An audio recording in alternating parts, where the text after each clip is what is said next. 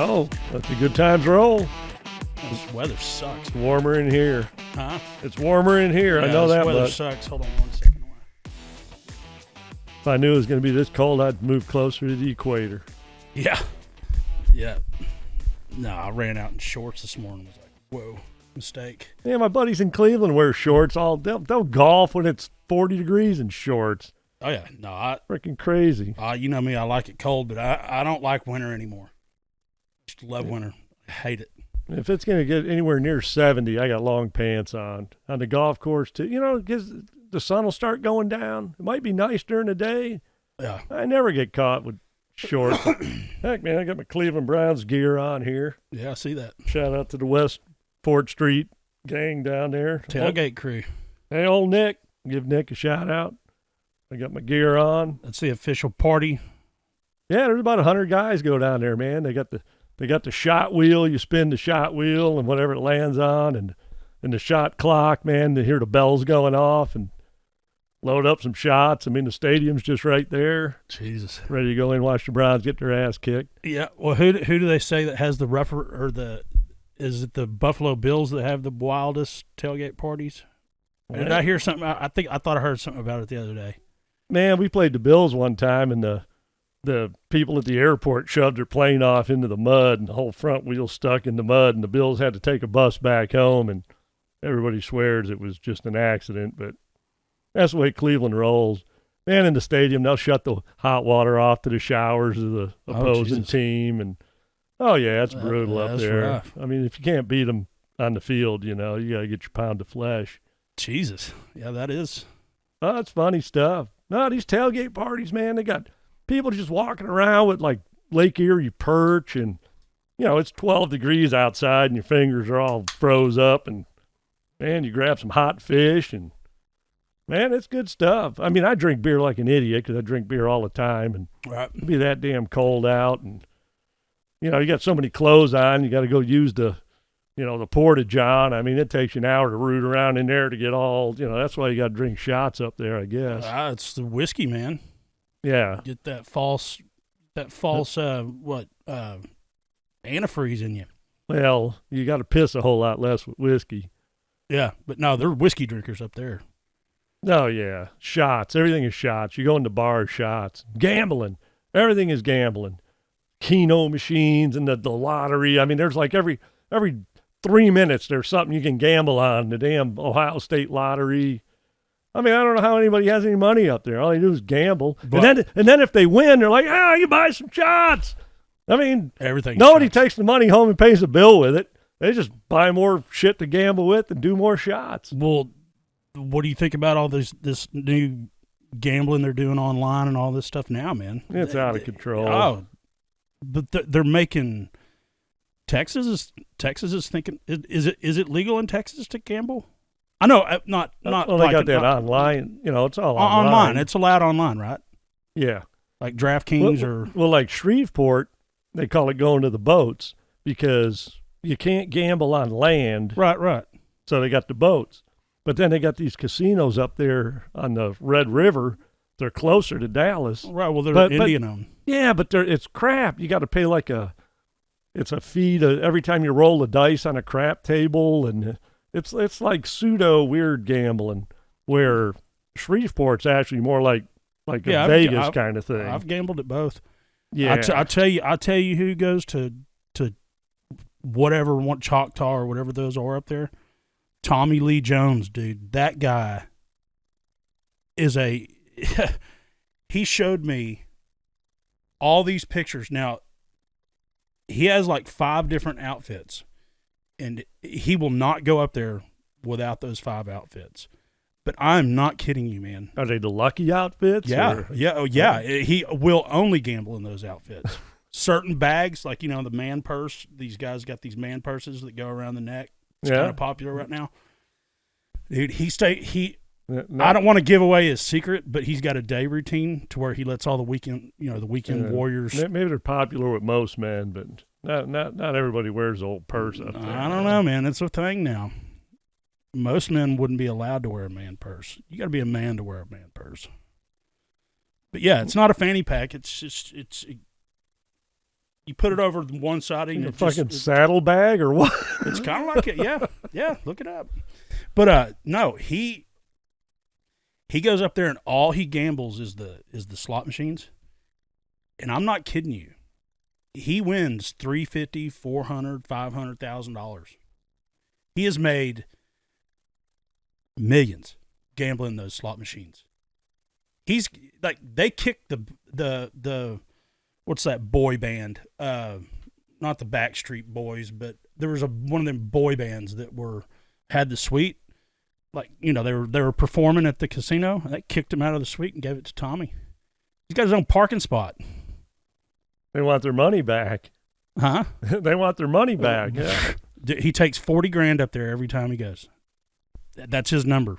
He takes $40,000, and he lets the weekend warriors pound out the machines or get them full, right? And then he spends a day watching which ones, and then he makes a log of it. He told me he'd take me up there and show me how to do it, but he showed me numerous pictures of, I'm talking stacks of cash. They take him to the back. That's why he's got his own parking spot so he can leave. Yeah, just like throwing dice. But that sounds like a job. That's how he's bought his whole car collection. That guy's got, I think he's got like 4. Well, he's got 2 Rolls Royces that are the what do they call them? I don't know. He's got a Bentley too, but the Rolls Royce has got it's like a Phantom or something like that. It's they got a name like. I'm from Cleveland. We don't know anything about. But anyway, he's got that. He's got a Bentley. He's got like 2 or 3 different Ferraris. He's got a McLaren. He's got. His car collection is very impressive, very impressive. Plus, then he has all other, Mercedes, Land Rovers, all that shit. But that's how he paid for his car collection. He made millions in his pharmacy deal. But yeah, he has certain times of the month that he calculates how he does it. But dude, that guy's won a ton of money gambling. My wife's aunt up in Wisconsin, they had, casinos up there with the slots, and there was something about her that like she's got some weird aura or some magnetic field around her or something that she like 10-1 more winning slot machines. No, I don't know about the monster, but it's I've got one of those about my dad. It's like family lore that she has this magical, not that she can control it. It just, I don't know, man. Well, my dad told me when we first started going to Vegas for the concrete company, I had never been. My dad lived in Vegas for a time period. That was back when I didn't know him. So he was pretty familiar with it. But at any rate, he was like, yeah, man. He goes, here, and my dad when he's in a mood or he was like, all right, let me just stop you right here. No, him on a mission would be ugly. Oh, listen to this. This is a priceless story. I think you probably know a part of it, but it begins with this. Is we're at the shop, okay, and that's when Hangover was just like the second one had just came out, but we were like, you're Alan on The Hangover. Have you seen The Hangover? Yeah. Okay, so we were like, you're Alan. It fits his personality perfect, right? So he said, let me tell you something, man. And this is when he got serious. He's like, if I get the feeling, and if my leg I start tapping my foot or my, like tapping his leg, he said, I'm headed straight to the roulette table and do not come bother me. And I was like, okay, whatever. So we're at a steakhouse. I mean, it's it's me, him, and Boom. It was his favorite steakhouse. I think it was the California is the name of it. But you can go in there and get an unbelievable steak dinner for like $25. I'm talking a big ass steak, good like high quality for like $25. So we're at the steakhouse, and he's enjoying his steak, and all of a sudden he goes, "I've got the feeling." And I'm like, oh, God. You know, but here's the thing is that he watched The Hangover before we went. And I don't know if you remember when Alan got on that heater, you know, whenever he was going down to win all the money back so they could, you know, and how he comes walking into the casino and he takes both handles to the both doors and just like, foosh, like throws the doors open like, you know, I'm not walking in one door. Both of these doors are mine. So he did that the whole time we were in Vegas. And I was like, Jesus Christ, man, we didn't mean it like that. You know what I mean? Like, we didn't mean play third character here, you know. But so we finish up dinner and Boom is like, he's like, dude, your dad's in one of those moods tonight and we got to go find him or he's going to fuck something up. Like, something's going to happen. We can't lose track of him tonight. And so Binion's is his go-to casino. And I got a story about me and Binion's too, but Binion's is his place. So we walk in, and man, he's sitting there at the end of the roulette table, and his knee is bouncing like he's a fucking jackrabbit, right? And he just looked at me like, don't take one other step. And then he picked up his stack of chips and showed it to me, and he had like probably $3,000 in black chips of hundreds. All of them were hundreds, and I know he doesn't start. He wasn't going to start with that. No way. He was winning, and he didn't say anything, but he pointed towards Boom. He said, "Get him out of here." What are you doing here, man? He warned out, you. Yeah, get him out of here. You're killing my mojo. Yeah. So we left, and this was our last night there too. Like, we were leaving the next morning at like 7 or 8 o'clock, something like that. So we had to be up early. And me and Boom went out again, and it was like, God, man, I'm so ready to get out of this town because we were there for like 3 nights or 4 nights, 3 or 4, but it doesn't matter. It was last night. We didn't even want a beer even put in front of our face. You know what I mean? You're just done, and you want out of that town. So I was like, man, I'm calling it early. I'm going to get ice cream, and I'll see you in the morning, man. And by then, or that trip, normally, like, me and Boom would share a room, but he did some stupid shit one night, and I was like, dude, you're on your own, man. Like, I'm not getting in trouble. I'll tell you that story, too. But so we get up in the morning. We're all in the same hallway at the hotel, right?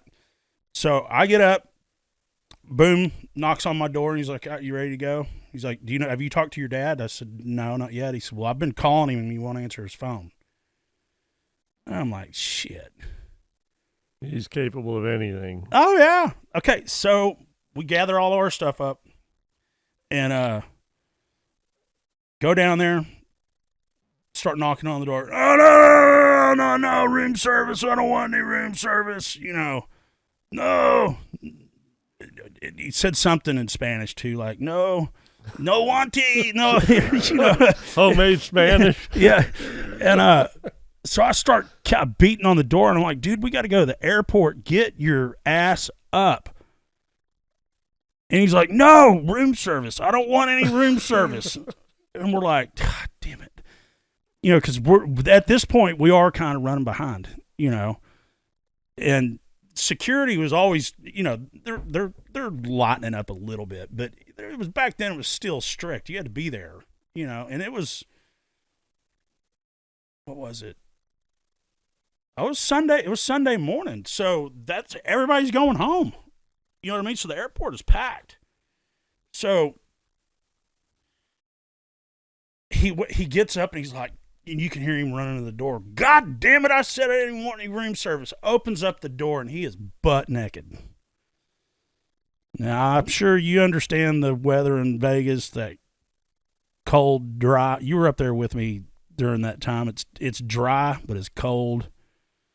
But you have to use lotion when you go up there because your skin just turn into a lizard. It's a desert. Yeah. It's a freaking desert. So, and don't ask me what or why or how, but he was butt naked, you know, hanging.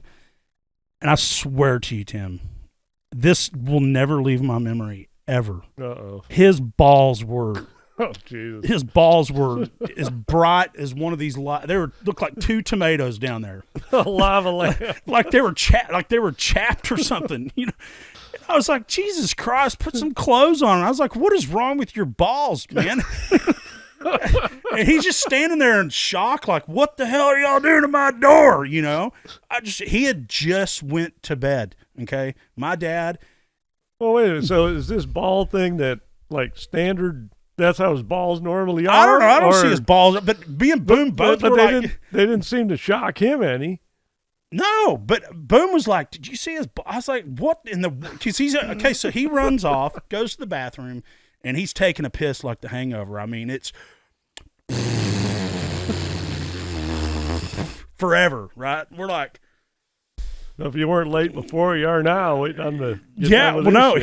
Here's the best part. Okay, he comes walking out, but just how we knew that he had just got in, because like there were times at the shop or at the plant or at the office or whatever, somebody would forget to leave the door open and or the bathroom door locked or whatever, and we worked together so many years. I've walked in on him in the bathroom, I can't tell you how many times. And he pre-folds his toilet paper and he has 4 squares sitting on his knees ready to go. What the hell? Oh yeah, because one time he walked out, I said, "Do you always do that?" He said, "Oh man, I've been doing that since I was 7 or 8 years old." He said, "Yeah, I like having." Was he in the Boy Scouts? They teach you that shit there? He said, "I like having the perfect amount per wipe, and you can fold it once and it's perfect." He said, "I do it every time." Because it was so, I walked in on him and I saw how concentrated he was on how he was folding the toilet paper. And I was like, whoa, dude, that's intense. So he comes running outside, and same thing about his bed. He made his bed every morning, like military style. Because my grandfather, that's one of his rules, was you make your bed, do your military corners, all that stuff. So his bed was perfectly opened up to where he could just slide in, to where he could bring the sheet. And there was just one crease. No ruffle of the cover. That's what I'm saying. He had just got in bed. He just got home or back. And he's hammered off his ass too. I mean, he's drunk. You can tell that he pulled a Patty moment. Okay. You know you're going to have a long day. Oh, dude. It starts out yeah, like yeah. this. So I'll speed it up. So he's running around, and we're like, dude, get dressed. We have got to go. And he's like, where the fuck are my clothes? What the fuck did you do with my... It was always Boom's fault. What the fuck did you do with my clothes, Boom? Where's my clothes? And Boom's like, why would I know where your clothes are, you know? And he's like, well, what the fuck did you do with them? And he's walking around, he can't find them. Well, he came in and packed his bag before he went to bed. But he packed the clothes that he had on or in his suitcase. So he was drunk. He was going to save time. That's how he was going to do it. Yeah, but he packed the clothes that he was wearing that night in his. Yeah. So there was no clothes, just a packed bag, you know.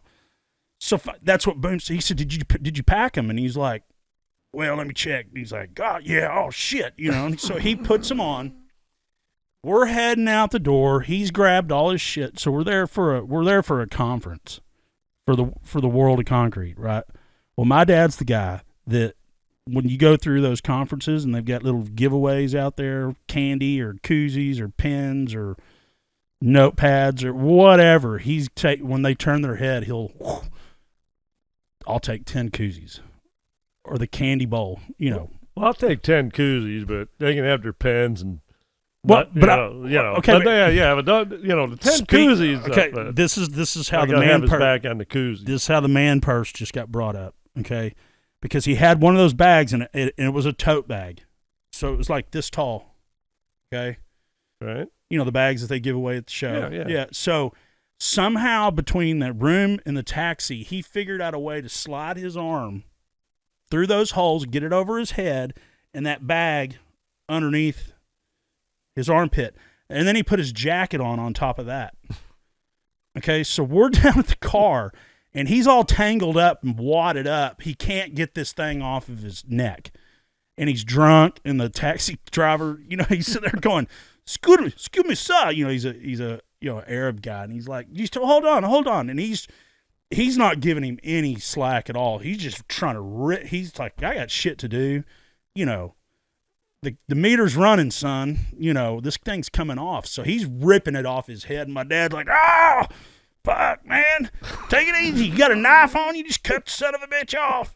And okay, so he finally gets it off. We're on our way to the airport. We get there, and he was like, Boom was like, don't lose him. I'll get the tickets. Give me all of our board, give me everything, and I'll get the tickets. Just don't lose him. I said, no, you don't lose him. I've got all the stuff anyway, so you don't lose him. But while we're having this conversation, you lost him. He's already up the escalator, going the wrong way. He's going to arrivals. We're wanting to depart. He's already thinking he knows where he's going. He's gone. Okay, so Boom goes, gets him. We get in. We finally get to the where we can board, and we're like, they have lined up, like they're loading the plane. We barely made it. And so all of a sudden we're standing in line, and everybody is just like, Jesus Christ, what is that smell? Uh-oh. I mean, it was horrible. And we're standing in line, and the whole line just did this. And there my dad's standing at the back, because he's not paying attention, but he farted, and it stunk that bad. Like, normally you smell somebody farted, and it's like, God dang, man, he busted ass. No, this one was bad. Thick. Almost to where you could taste it. And he just standing there like, what are all y'all looking at? The only guy that could have done it was him. Well, so we get on the plane, and the cutest girl on the plane, and of course he gets the handicap row, with the leg room and all that. So I was like, oh my God. And he was like, oh great, because he saw how cute she was. He was like, oh yeah, you're my seat, my neighbor. And she's like, oh God. I'm like, that poor girl. So we're about 5 rows back, and both of us have got aisles. So Boom's here and I'm here, and all you do is hear him up there telling her about, his trip and how was your trip? Did you meet anybody? And and everybody's just like, so everybody in front of you to him is privy to this conversation. Oh yeah, he's like, how was your trip? Did you have a good trip? If you need some tips on Vegas, I can tell you the next time you come, I got the best places you can go. Okay, so that was like, this poor girl. Well, he farted again. Okay, so we're all locked on the plane this time. Okay. And that girl gets up, and you can see the shock in her eyes. She's walking to the stewardess like, what in the fuck is going on? What are we going to do about this? Yeah. I mean, you can tell she had just been violated just from the fart. You know what I mean? And so ended up, he fell asleep while she was complaining. And they were like, look, he's sleeping, and she's like, okay, all right. He might fart in his sleep, but But here's the thing, so we get up in the air. At least he isn't talking. I mean, that much you got going for you. No, he started snoring. Ah, there we go.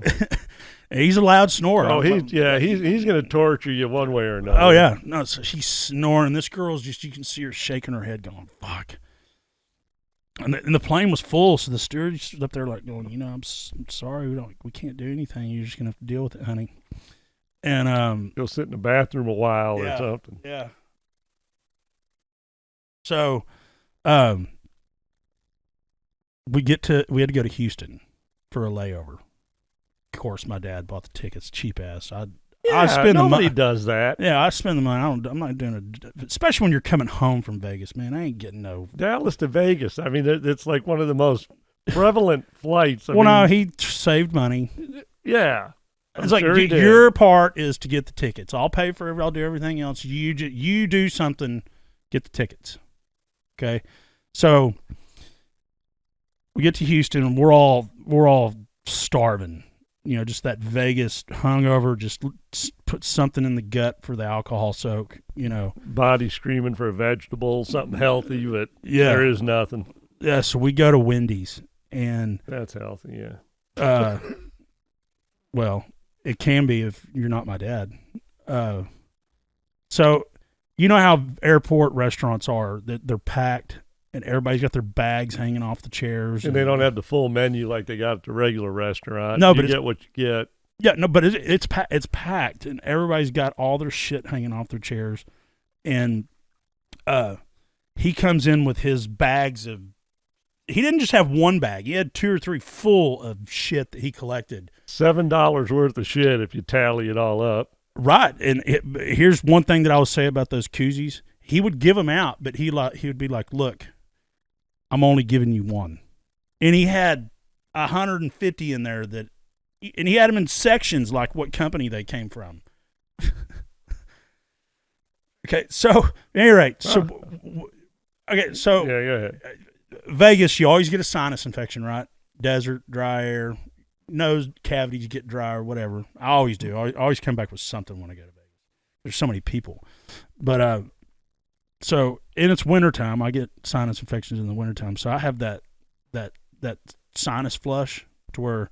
You put the saline solution in there, put it on one nostril, and it blows it up, and then it blows it out the other nostril back through your throat. Yeah, so, all right. Or the neti pot. Same. Yeah, I know it.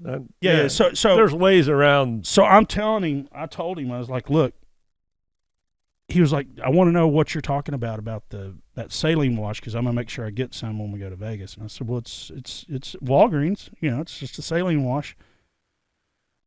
Well, we're sitting there. Well, so he orders his food, and of course, he ordered the triple baconator. Like they're like, what do you want, sir? And he's like, a triple baconator, extra heavy on the bacon. Yeah, I haven't farted enough today. Yeah.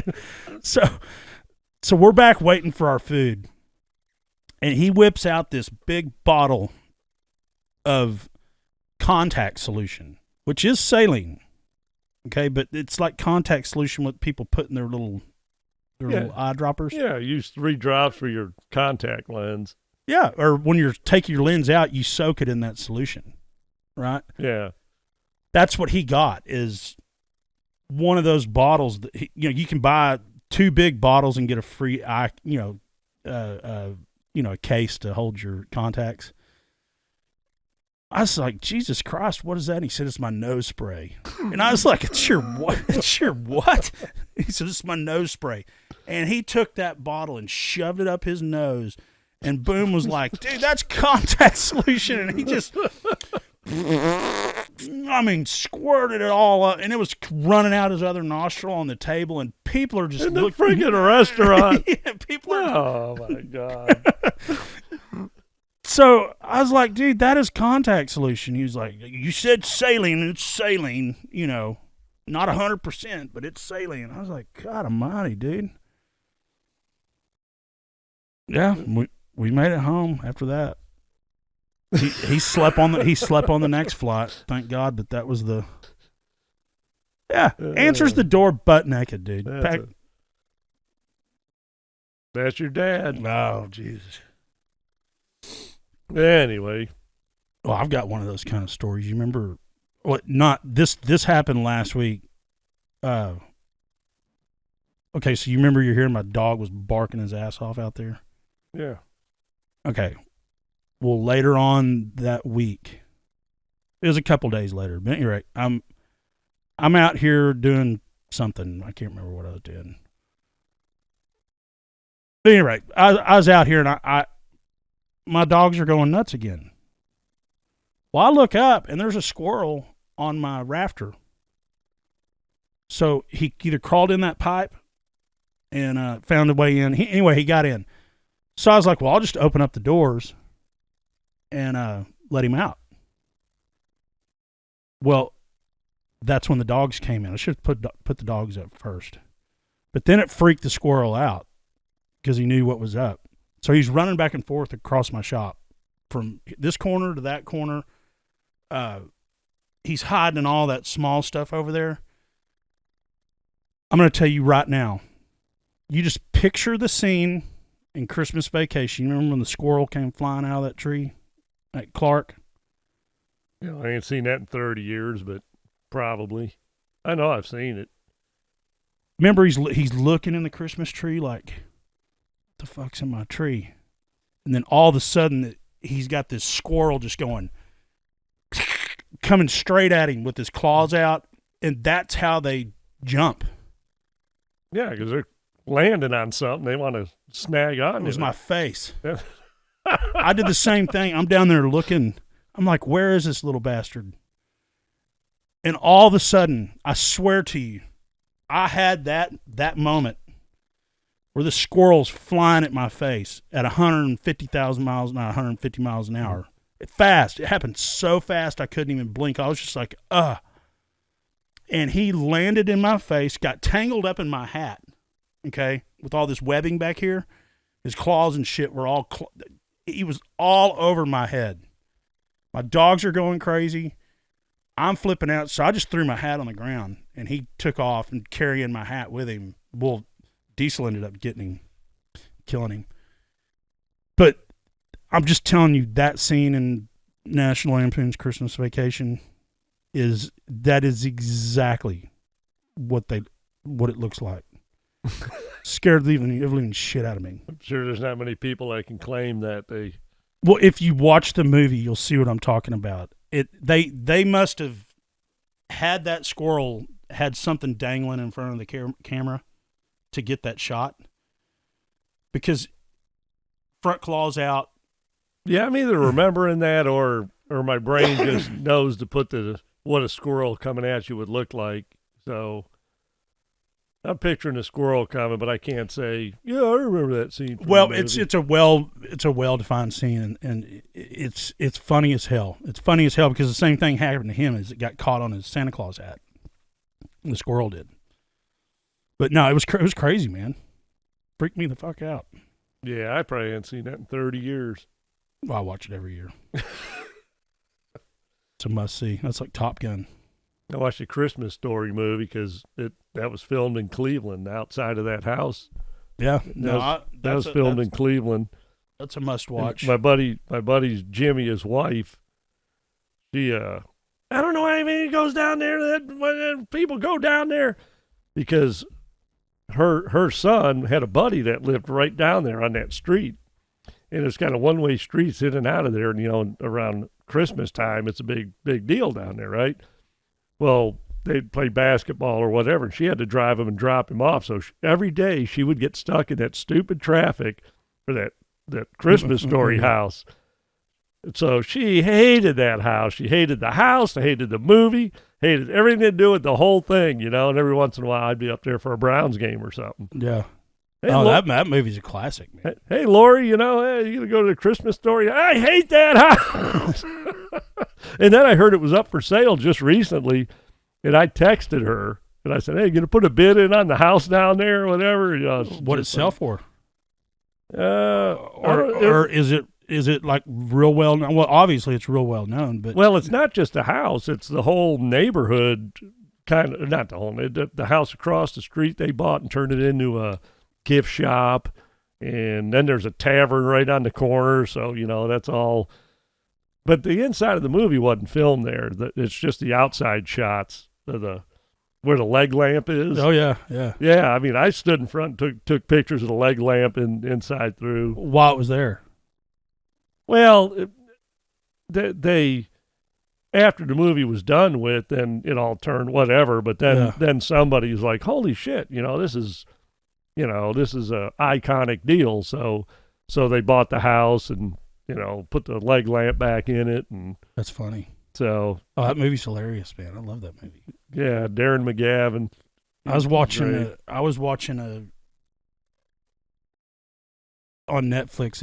It was a special about it's about the Discovery. It was called Discovery Last Flight, like the space shuttle when that teacher was on there and it exploded. Yeah, Christy McCullough. Yeah.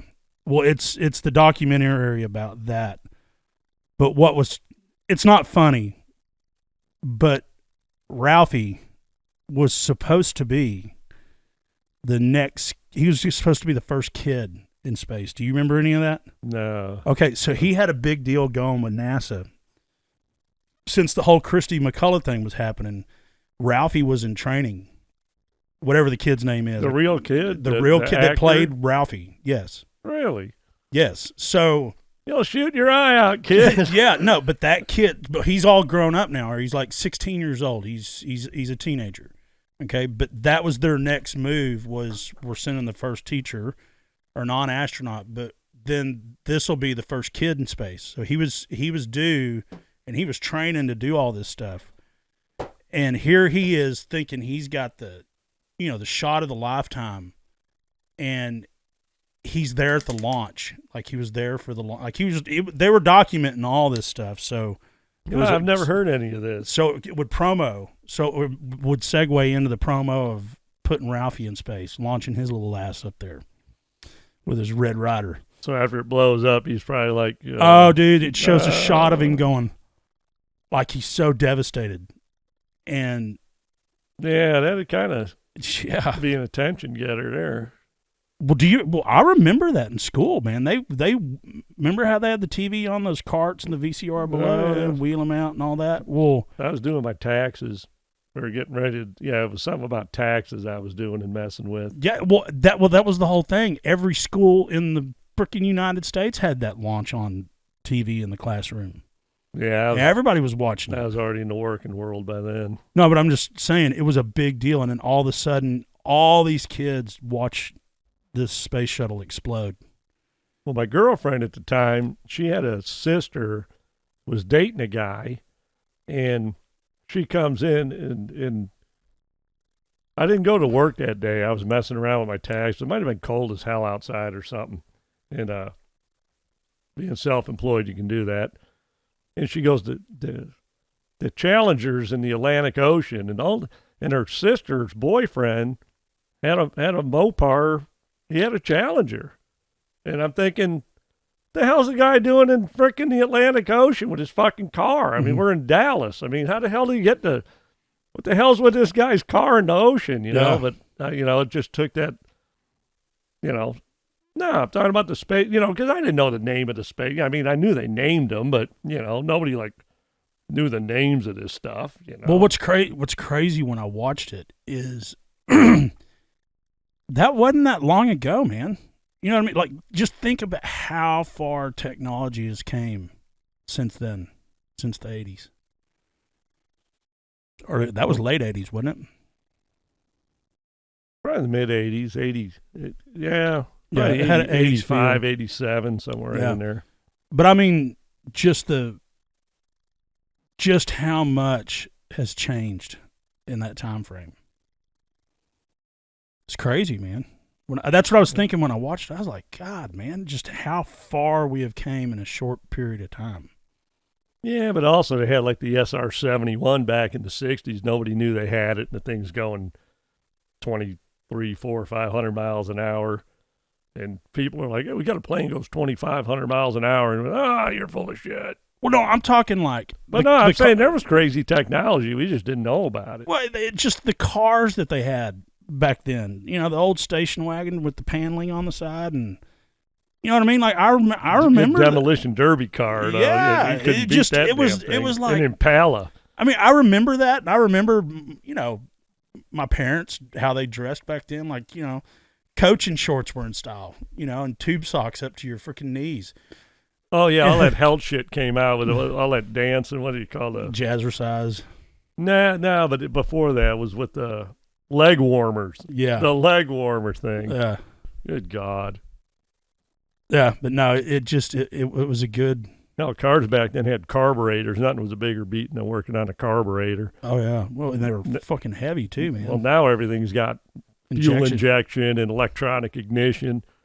My son's motorcycle, when we went to go buy it, the guy was like, this is fuel injected. He said, as soon as he said, and it was cold as hell the day we went to go pick it up. And it just, a little bit of kick, and it fires right up. And he's like, do not hit the throttle. He said, the fuel is already there. Like, all you got to do is just kick it over. Because normally you would think getting on a big bike like that, you're going to be kicking your ass off to get it started. half a kick. And then you can tell that the fuel injection kicks in and just let it warm up.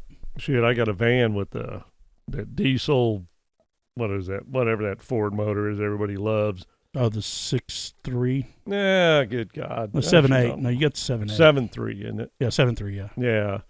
And the heater busted on it. It shorted out. I caught it arcing and sparking, so it damn near could have burned the van down. But the van's like a 97 or a 98. It's got 300-some thousand miles on it. You'll get 700 or 800 out of it. Well, without that heater, when it's cold out, you ain't starting it. No. I mean, shit. No. You'll burn the starter up before you start it. Yeah. I plan my day around not being able to start that damn thing. Yeah. I mean, I just got to get the heater fixed. You plug in 110 volt, plug it in an hour before you go somewhere. I got married up in northern Wisconsin, and the hotel we were staying in, it had all the plugs. I didn't know what the hell it was. This is 30 years ago. It's glow plugs. Yeah, I asked my wife, what's it? It was like everybody looked at me like I was an idiot. It's like, so you can plug your car in so it'll start. And you fuckers still live here? I mean, what the hell is wrong with you people? Yeah. No, I had a 1983 Ford F-350 that had an international motor in it. And then we had, this back when I first started the chimney business, we had that. And then I had two of the big four-door Ford dually diesels with those 7.3s. I guarantee you every one of those trucks had over 750,000 miles. I guarantee you those motors are still rolling around. They are. They are, and I sold them for what I paid them for them, too. Put them through all that shit, and I sold them for exactly what I paid for them. I had a guy from California buy that Ford, and I that was the biggest mistake I ever made. That truck was bulletproof, man. And he came from he was taking some motor up to California, and he needed he flew down here to get it, planning on just buying something to drive it up there. And I think he had to put it on a trailer or something. Like, he rented a trailer, but he needed a truck to tow it. So he came by and I paid $5,000 for it, and he paid me $5,000 to take it. You probably sold it last year for $5,000. No, he called me after he's like, "Man, you were a fool to sell this truck, man. This is a badass truck." And I was like, "I know. I just wanted it out of the way, and now I wish I had it back." Yeah. Yeah. Well, that van I bought, I paid $3,000 for it. Put a new set of tires for about $1,000, and $1,000 in a windshield, and got the air conditioner fixed. So I got $5,000 in the thing, and I could probably sell it for $10,000 today. Guaranteed. I told you why I sold my truck, didn't I? That big black one that I had? Not that I recall. Yeah. I'm sure you did.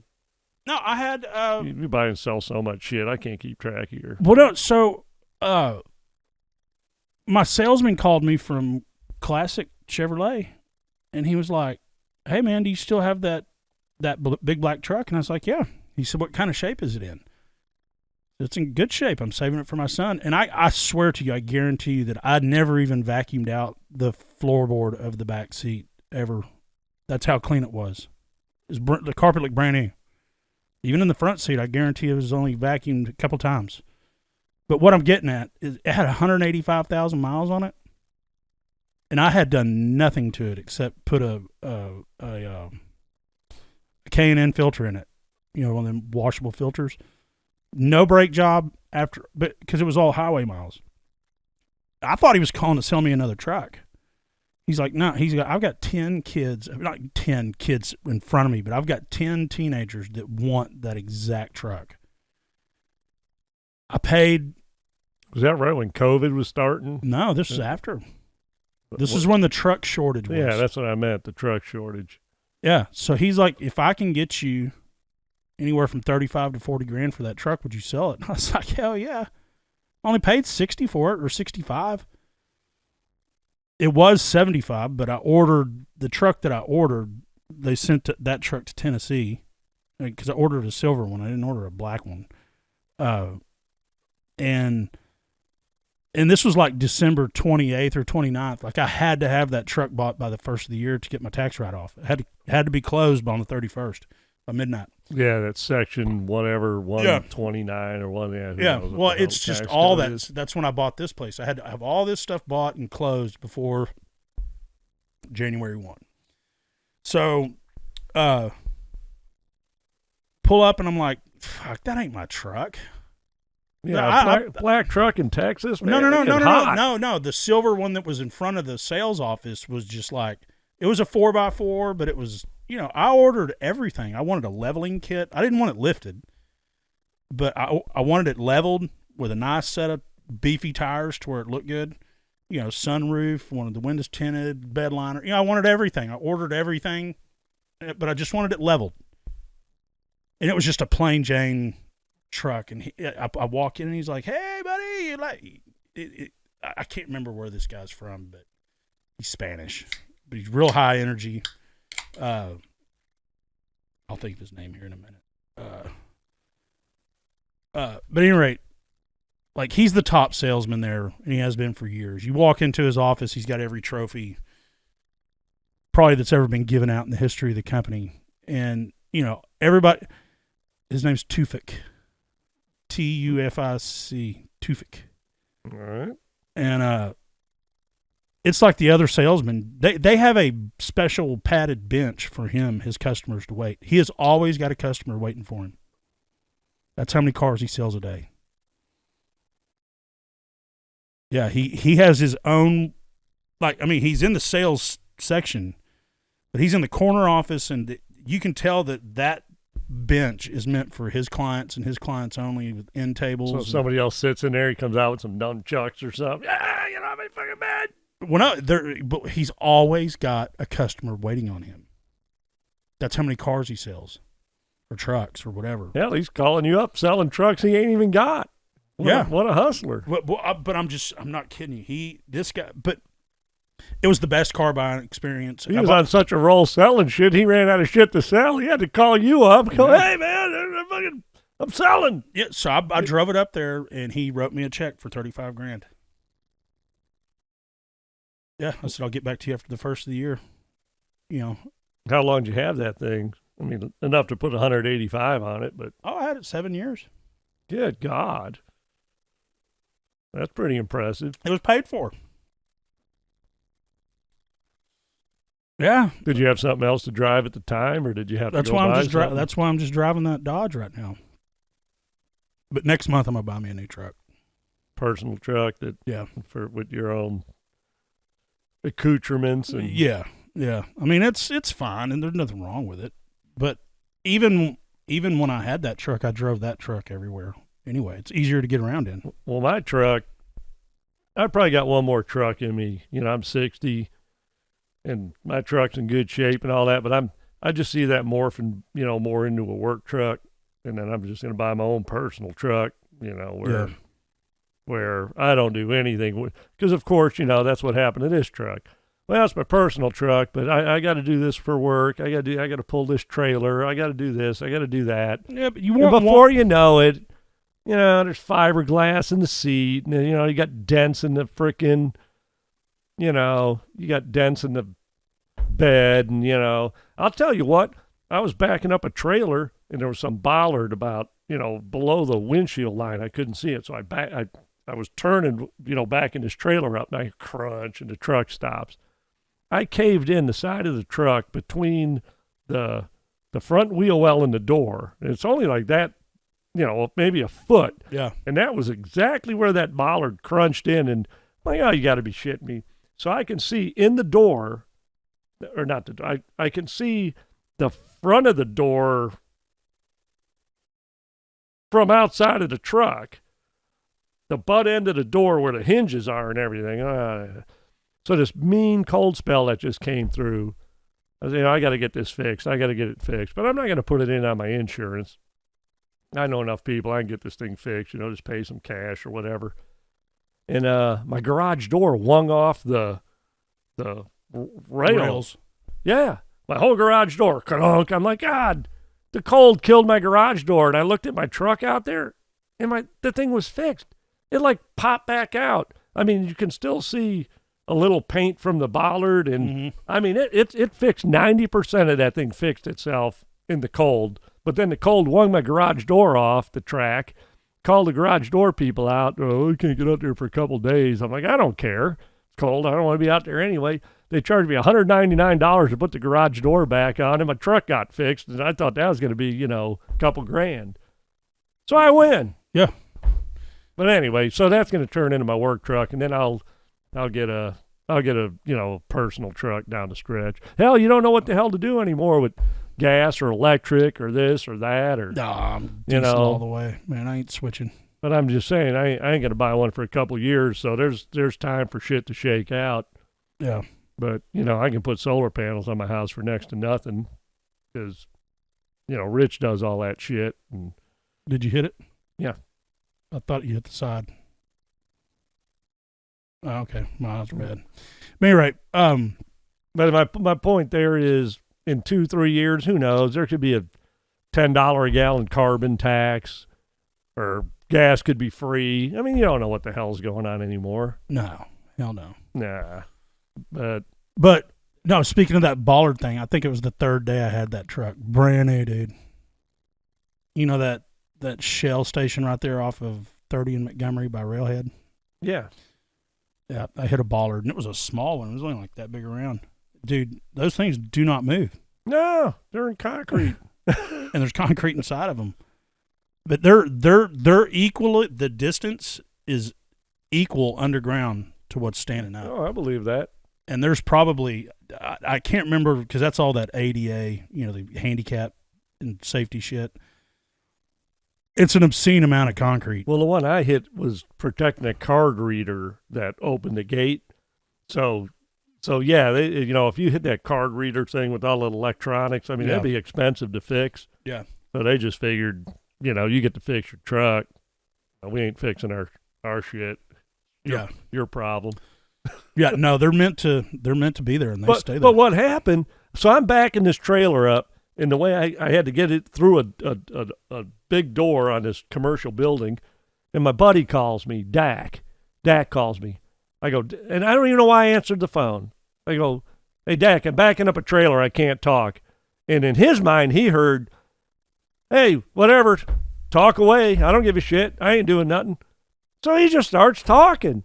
And I'm just in shock. The fact that I just said, hey, I got to call you back. I can't talk. I'm backing up a trailer. Most men would say, okay. Yeah. Not him. Well, if you're backing up a trailer, well, let me just tell you, I got this. And I mean, it was like a split second later, man. Crunch. So it's my own damn fault for answering the phone in the first place. Yeah. But that bollard was below the windshield. I mean, so even if I looked out, but I knew that was over there because I had backed that trailer up into that slot a few times before, and I knew it was just kind of, you had to finagle it. Well, that was my whole point, is that truck was jacked up so high I didn't even see it. Yeah, I never even got a chance to see it. And I was like, what in the heck? Because it was solid. I mean, it folded the whole bumper out. I had to put a whole new bumper on that thing. Well, my haggard, too, was backing into that door.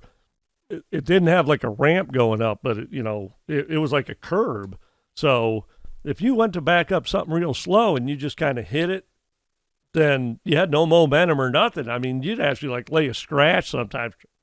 So you had to have just a little bit of momentum. And, yeah, well, yeah, the little bit of momentum caved my freaking side of my truck in. Yeah, no, But the cold fixed it. Yeah. I bet you I could pay somebody $500 to just cherry up what's there. And I'm sure somebody at some point could say, has that been? But it's a work truck, for God's sakes. Like the running board on the passenger side came winging off. And my buddy Jim Case, who just passed away 2 days ago, his fat ass couldn't get in the fucking truck all the time. And he'd motherfuck me about not having that running board. So I got under to tighten up the bolts and that, but the way the inserts were, it wasn't doing anything. So I had to take actually it was gone. I put it back on there to tighten the shit up. There's nothing to tighten up. So I had to re-drill a bunch of screws. Man, it's got self-tapping screws. I did all kinds of shit to it. Drilled holes, pilot holes, this, that, and the other. So it's a homemade install. And if I ever go to sell that truck, which I won't, I'll drive it in the ground. But if I ever go to sell that truck and somebody says, I took it to a mechanic and we looked at that side and, that I will take that running board off and take the other one off and say the truck doesn't have any running boards and it's $500 more than it was. Now get out of here or pay me. If anybody ever bitches about that running board, I swear to God I'm going to do that. Yeah, no, well, that doesn't look factory. Well, it's not factory, and it's never going to be factory. Yeah, no, I don't listen to them people. That's, in fact, the lady that's buying my house at the coast. Speaking of this, what made me think of that is because when we first built that house down there, put the metal building up, man, just from the sun, do you know how much, until everything settled in, because there were so many screws holding that thing together, how much metal, when it heats up and when it gets cold, will it expand and retract? We used to hear some ungodly cracks and creaks from the stuff settling from the sun down there. Well, those steel, if you build a pole fence, them. Yeah. Yeah. Expands and contracts. A lot. Yeah. No, I agree, because I've had to re-weld this fence out here several times. The Alaskan pipeline, man, they got expansion joints galore in that thing. Can you imagine if it was in Saudi Arabia instead of Alaska? Put some sun on that damn thing. It'd be just the same. Because it expands. That's how, and I was shocked. No, the sun makes it expand a whole lot more than the cold makes it contract. Right. But it's still moving. Right, but like when we had the concrete plant, I learned so many mechanical things from those guys, like Flash and all them guys. It never dawned on me, like, because those nuts and bolts that are on that plant, none of them are below 1.5, 2 inches, round. They're big, solid, grade 8, and they put Loctite on everything, whether it needs it or not. Yeah. Well, just think if it falls over, man, it's going to kill a lot of people, so I don't want them things backing out. Well, that's what the first time I remember because I was about to, it was something to do with my radial stacker What the hell is a radial stacker? It's where the loader would dump the sand or the gravel into the trough. Right. And then it would go up that belt to my overhead bins. Oh, that thing. Well, it's a stacker. Well, I just didn't know the official term, Yeah, but it's radial because it moves back and forth. Okay, well, what drives it is the head pulley. Has got a big rubber pulley that the belt sticks to the rubber as it's going, but at the bottom it's called a tail pulley. Well, but that tail pulley was going bad, and it was something with the shaft was bent or whatever, but he ended up fixing it. But what I'm getting at is he was like, look, if I cannot get this out, he's like, I've tried everything. I think it was stainless steel that he couldn't cut through it. But he did something. No, it was something with the bar. It doesn't matter.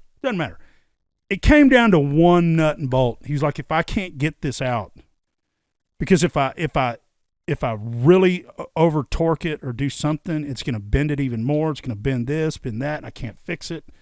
So you're on deck to spend another $25,000 to rebuild this thing. I was like, Jesus Christ! When you heard 25, you're thinking 100, and then everything had 1,000 behind it. There was nothing under $1,000 in that industry. Nothing. Never. When they said 20, it meant $20,000. 200 meant 200,000. All right. So what do you do about this bolt? He busted out the torch because it was cold, and he busted out the cutting torch and heated it up. And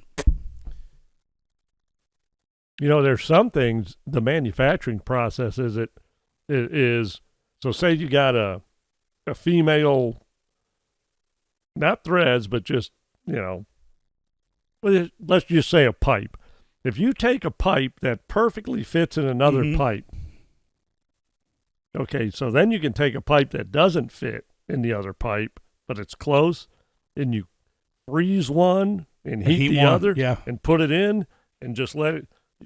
You don't even need like a cotter pin or nothing. I mean if it's a shaft or something, you'd want to, but there are some manufacturing processes that they do that, and you ain't moving that thing. Well, do you know how they're doing plumbing now, right? That it's called Oompa or something like that. It's this new. It's just like PEX. It's just like PEX. Okay, way more flexible.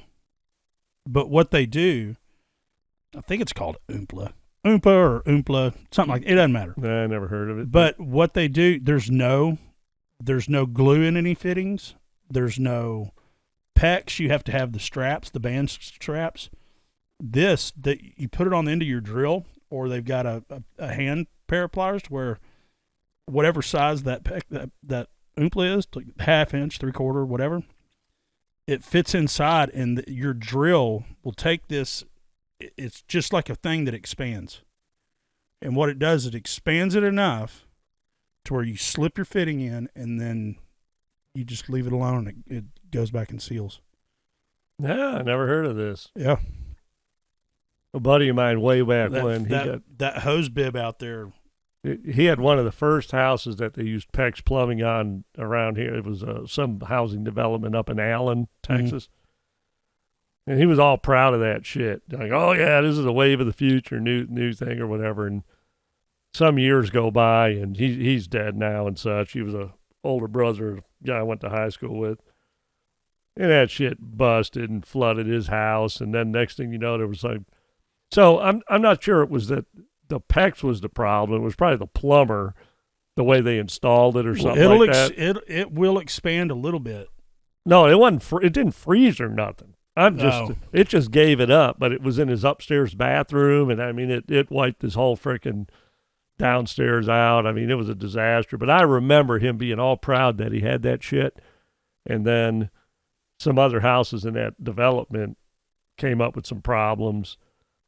So maybe it was the manufacturer didn't do it right, but there was like, class action lawsuit about whatever. But so they fixed all of his shit, But yeah, you got to be careful about being the first guy in on something. Absolutely. Let them work the bugs out. Yeah, absolutely. No, that last freeze that we had, or that big freeze that we had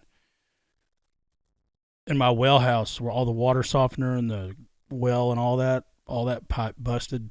And, I laughed at you over that, but I never really told you that. I was pissed. I know when you got that shit all fixed and going, you said you sat on a 5-gallon bucket in your shower and just sat in the freaking hot water running. Oh. And I laughed because I knew you weren't kidding when you said you did that.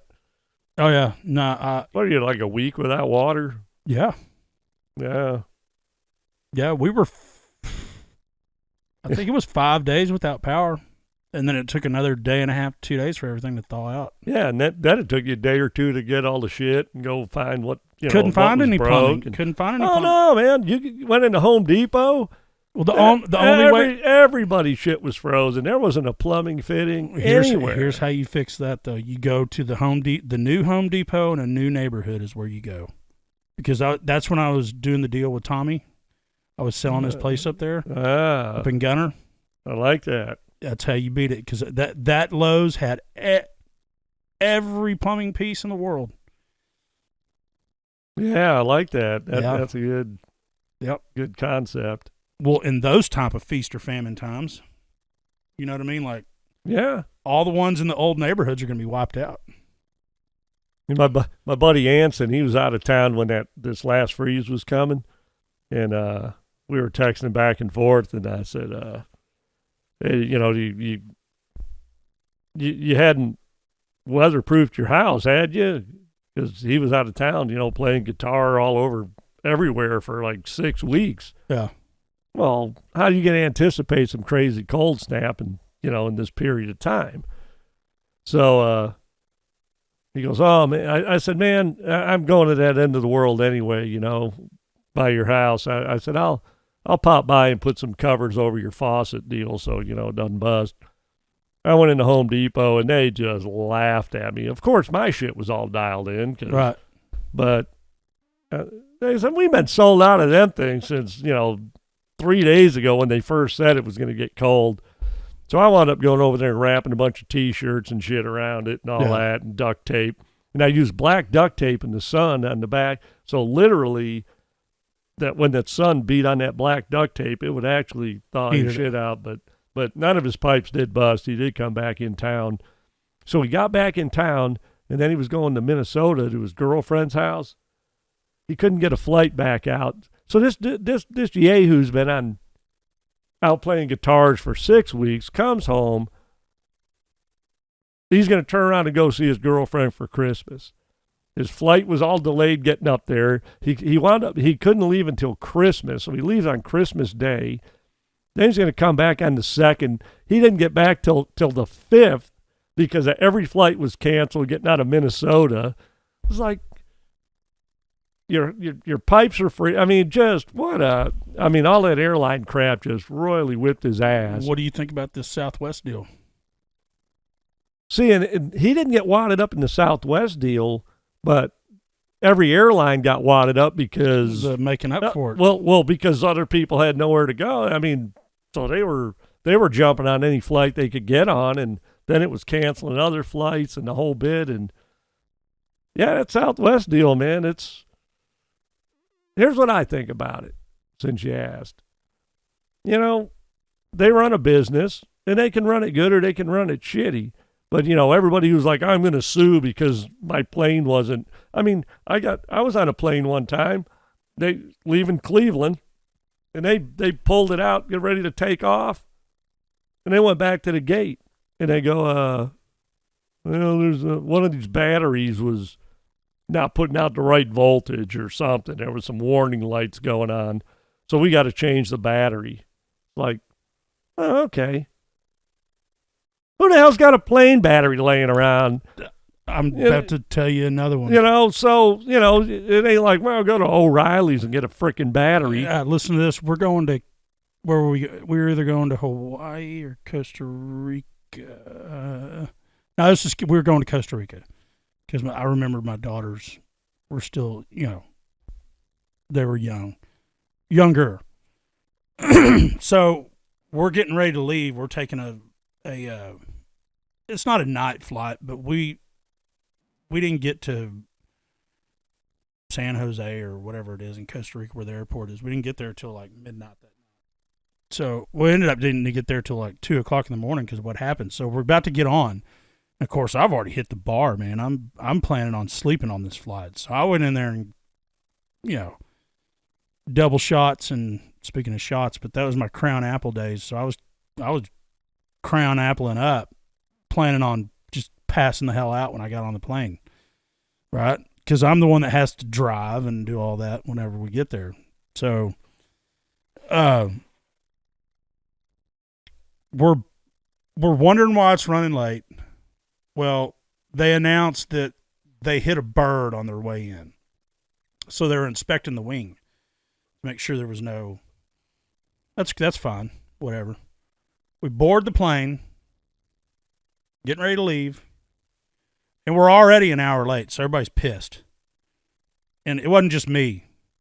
They wouldn't tell us what was going on. That's why everybody was pissed. They were just like, well, just tell us what's going on so we can make plans. Like, are we leaving tonight or are we not? Of course, I'm lit, and I had no problem going up there and speaking my mind. And they're videoing me and all that. And I'm like, you can video me all you want. I don't care. Just give, because everybody, it was a direct flight. But anyway, it didn't matter. There was a lot of kids. There was a lot of people just like, look, we just need to know if we're going or not, because you could tell that people had other places to go, and like these teenagers, you could tell that they were going down there on a like a missionary trip or something. There was like a lot of it wasn't just like your regular crowd. I mean, there's all people from all different walks of life that had shit going on, right? So we get on, and they're like, everybody's got to get off. We're like, shit, what's the problem? not telling us again. And now it's I can't remember it was dark, but it was past 8 or 9, whatever. But the front tire one of the front tires was flat. They're like, we can't leave till we fix the flat tire. The crew's on their way. And it's like, well, where do you get these tires from? They ended up coming up with one. But it's the same thing. But that's why I always fly American Airlines, because I'm always flying out of Dallas, and they got a lot of bonus airplanes laying around. Because if you're flying on some stupid freaking airline, and you're in Cleveland and you're flying on Pigeon Airlines or something, and there's a problem with the Pigeon plane. Oh, they're like, well, we got one over here, and well, this plane don't leave for 6 hours or 2 hours, or well, just you got options, right? But so it turned out they literally put us on another plane. They didn't even fix the plane we were on. They put us on a different plane and made the people wait while they got the battery to put in the plane. So we got off earlier than we would have, even though we were late. And the people that we screwed them out of their plane, it only cost them like an hour instead of 10,000 years for us. So, but back to the Southwest Airlines thing. You got all these regulations with pilots can only fly so many hours and stewardesses and I'm not, I don't want some pilot that's been up 27 straight freaking hours, So, but, the restrictions are probably, but pretty stringent. Well, you can't fly more than 10 hours. Well, fuck, the thing's got autopilot, right? So, I mean, is the dude really flying the plane? But my point being is, the government shits their pants over Southwest Airlines had this colossal meltdown, but you just fired a whole bunch of people because they don't have their vaccines. Your crew's all over here and there, and they're spread thin, and you just gave everybody COVID money to stay home and not work, and now you wonder why you ain't got enough planes, and you don't have enough pilots, you don't have enough stewardesses. And you don't have enough this, and you don't have enough ground people to put the baggage on and all of that. Yeah. I mean, all of that's got to be a well-oiled machine, and all it takes is one hiccup, one cog to buzz. It's like a key. You got to slide the key in the lock, right? Yeah. All it takes is one tumbler to not be lined up, and you ain't opening the damn thing. So when you got all these moving parts and everybody's busting their ass, and then you got one, well, the pilot's got too many hours, and he'll get fired if he flies the plane. So he ain't flying the plane. No, you bring up a good point. Dude, our government, we're not going to get into politics. No, our government is so fucked up. Well, instead of government, let's just call it regulations. So the government puts in all these regulations, and then you live by the regulations. Right. And then they're not happy the fact that, and I'm not saying Southwest computer system wasn't crap and that didn't have issues, and I don't know anything. Hell, I don't know shit about computers. But Southwest seemed to do pretty fine with their old shitty computers right up till then. Right up to that point. Right up till then. And then when they had to juggle crews and get planes from here and do all of this and do that. And then, how about this? You got Dallas to Vegas. You got 180 seats on the plane, and you got 190 seats sold. But you got a plane over here going to Butte, Montana with 40 people on it. Same size plane. Guess what? Hey, Butte people. Yeah. See ya. I mean, it's damage control. I mean, it sucks if you're the Butte people, but, I mean, it's business. Well, but here's the thing that I was thinking about American whenever I sobered up the next day. Because they called the cops on, like, they called the cops to come, because I was just like, just let these people know. I mean, like, people were upset. And I was like, I don't want some drunk dude You know, because people were while you're drunk, you don't want some drunk. well, no, because half the people were supporting me, like, go get him, you know, and then the other half were like, dude, just let them do their job. Well, but the next day I thought about it, and I was like, hang on a second here. This is why they're not telling anybody, is because everybody's got a freaking cell phone pointed in your face all the time. Gotcha. See? Gotcha. Because the cop came up to me with it. He's like, I want to let you know this video cam's on. I said, good. Let's walk up there and you tell me if I'm acting out of line or not. I wasn't acting out of line. I was just like, tell these people. But the next day I thought about it. I was like, well, I'll give you a perfect example, okay, of this whole cell phone shit, or people wanting to bust you and then put you on Facebook and, you know, just make you look stupid in front of, just because they don't have anything better to do. I'm recording you. You know, I'm going to get you and post it on Facebook. You know, so I'm at Specs Liquor because they're the only ones that sell they're not the only ones, but they've got the most of what I want. They can sell cigars and all that stuff there. But anyway, all I'm doing is finishing the day because it's 5:30, you know, and I'm checking my emails, I'm checking my texts because I get busy during the day and I don't ever do that. So all I'm doing, I just got my phone on my steering wheel, you know, and I'm going through all my stuff, seeing if I need to make any more phone calls on my way home, and then after that I'm done. You know, and the only people I'll talk to are certain people, you know. And all of a sudden I get this call on my way home, and I never even saw this girl, okay? But she calls her boyfriend or her husband and says that I was recording her. And that I'm telling you, I don't remember this girl. I don't remember anything about it. I wasn't even drinking.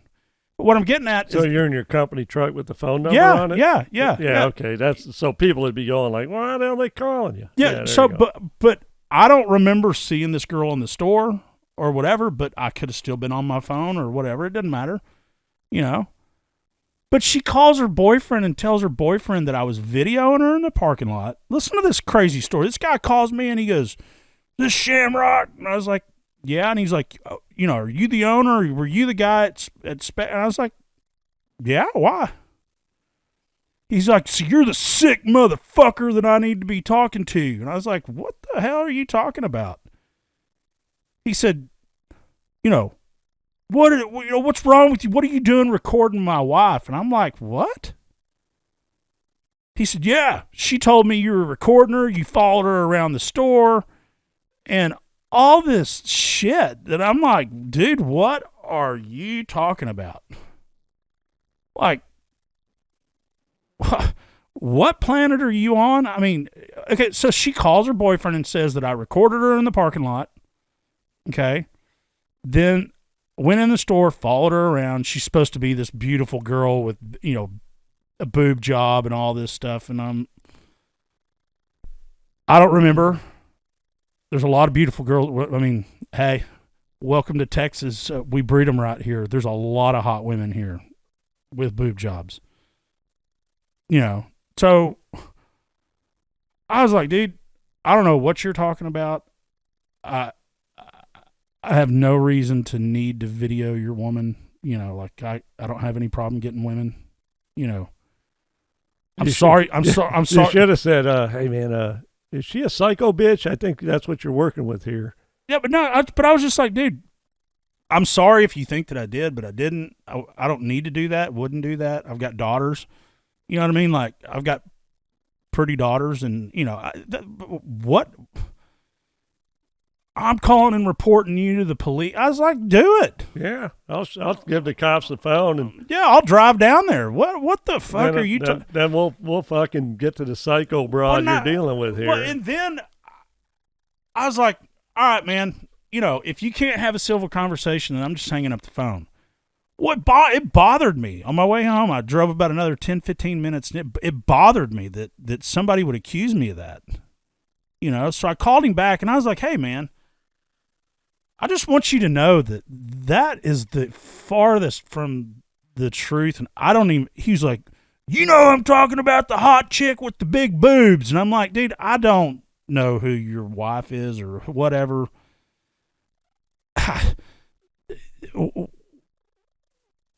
But it bothered me. And he's like, I'm fucking calling the police. I was like, okay, you want to do a 3-way call? Let's call him.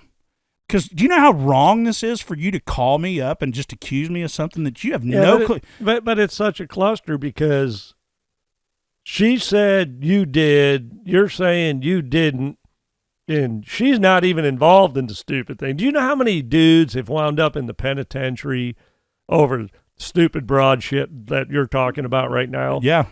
It's chock full. Chock full. The guy goes, man, all I did was go to the liquor store, and the next thing I'm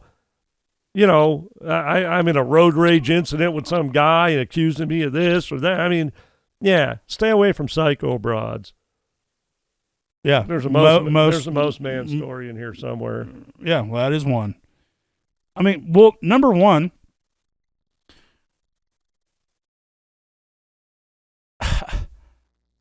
she's a psycho broad. Yeah, if my wife or my ex-wife would have called and told me that, I'd be like, well, then what'd you do to get him to video you? Yeah, this just has train wreck from start to finish written all over it. Yeah. But I was just so shocked that it just boils down to the point of how many stupid people we have in this world. Yeah, idiots. Yeah, there's no shortage. Most men. You don't want to be a most man.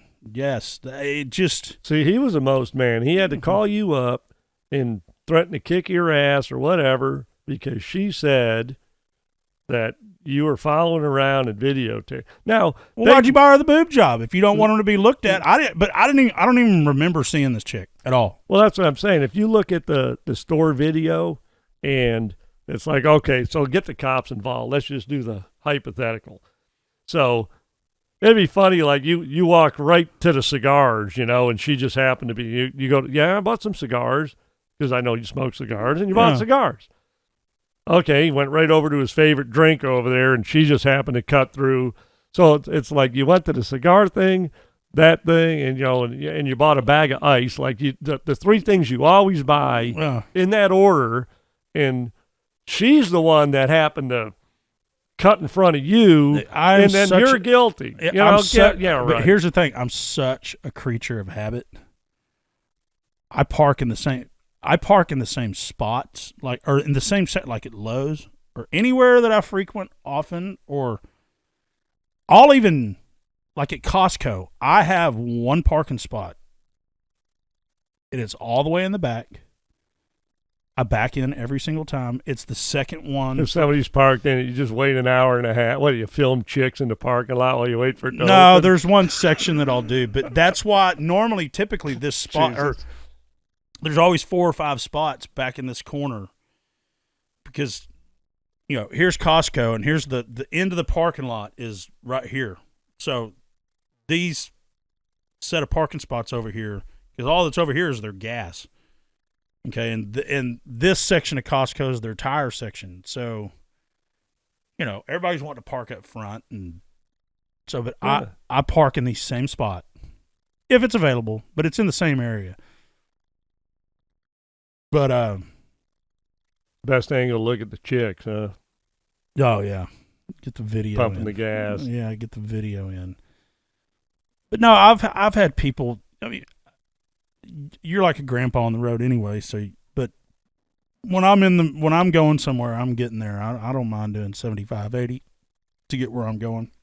Yeah, I do the speed limit. No, but what's funny is I do the speed limit without knowing what the speed limit is. It's like my brain just knows, the speed I'm totally comfortable driving. And if I'm in a speed, it's like there's a reason, and then my head's on a swivel, Like Rich, he drives 300 miles an hour over the speed limit, Not even talking watching. on his phone, digging for shit. I mean, oh my fucking God, it's insane. No, the funny thing about him, I know I've told you this story, but that time that we were at the dude's who owns the McDonald's, Yeah. And what was the? Oh, it's how everybody else fucks everything up on the job site. Nobody pays attention. Yeah, and dude, he pulled right through their flower bed. I mean, just plowed through, and then parked in their front yard after he ran through the flower bed. Totally clueless. That's Rich. And we're all sitting there in awe, like.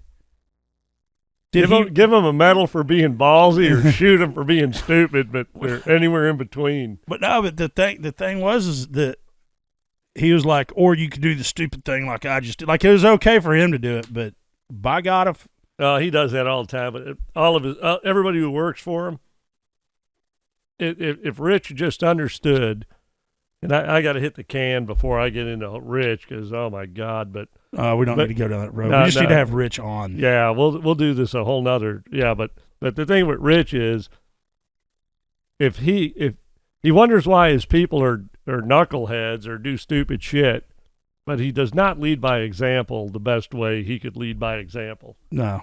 So I got to hit the can. Yeah, I got to shit my pants after talking about Rich. Oh no, he is a doozy. That's for sure.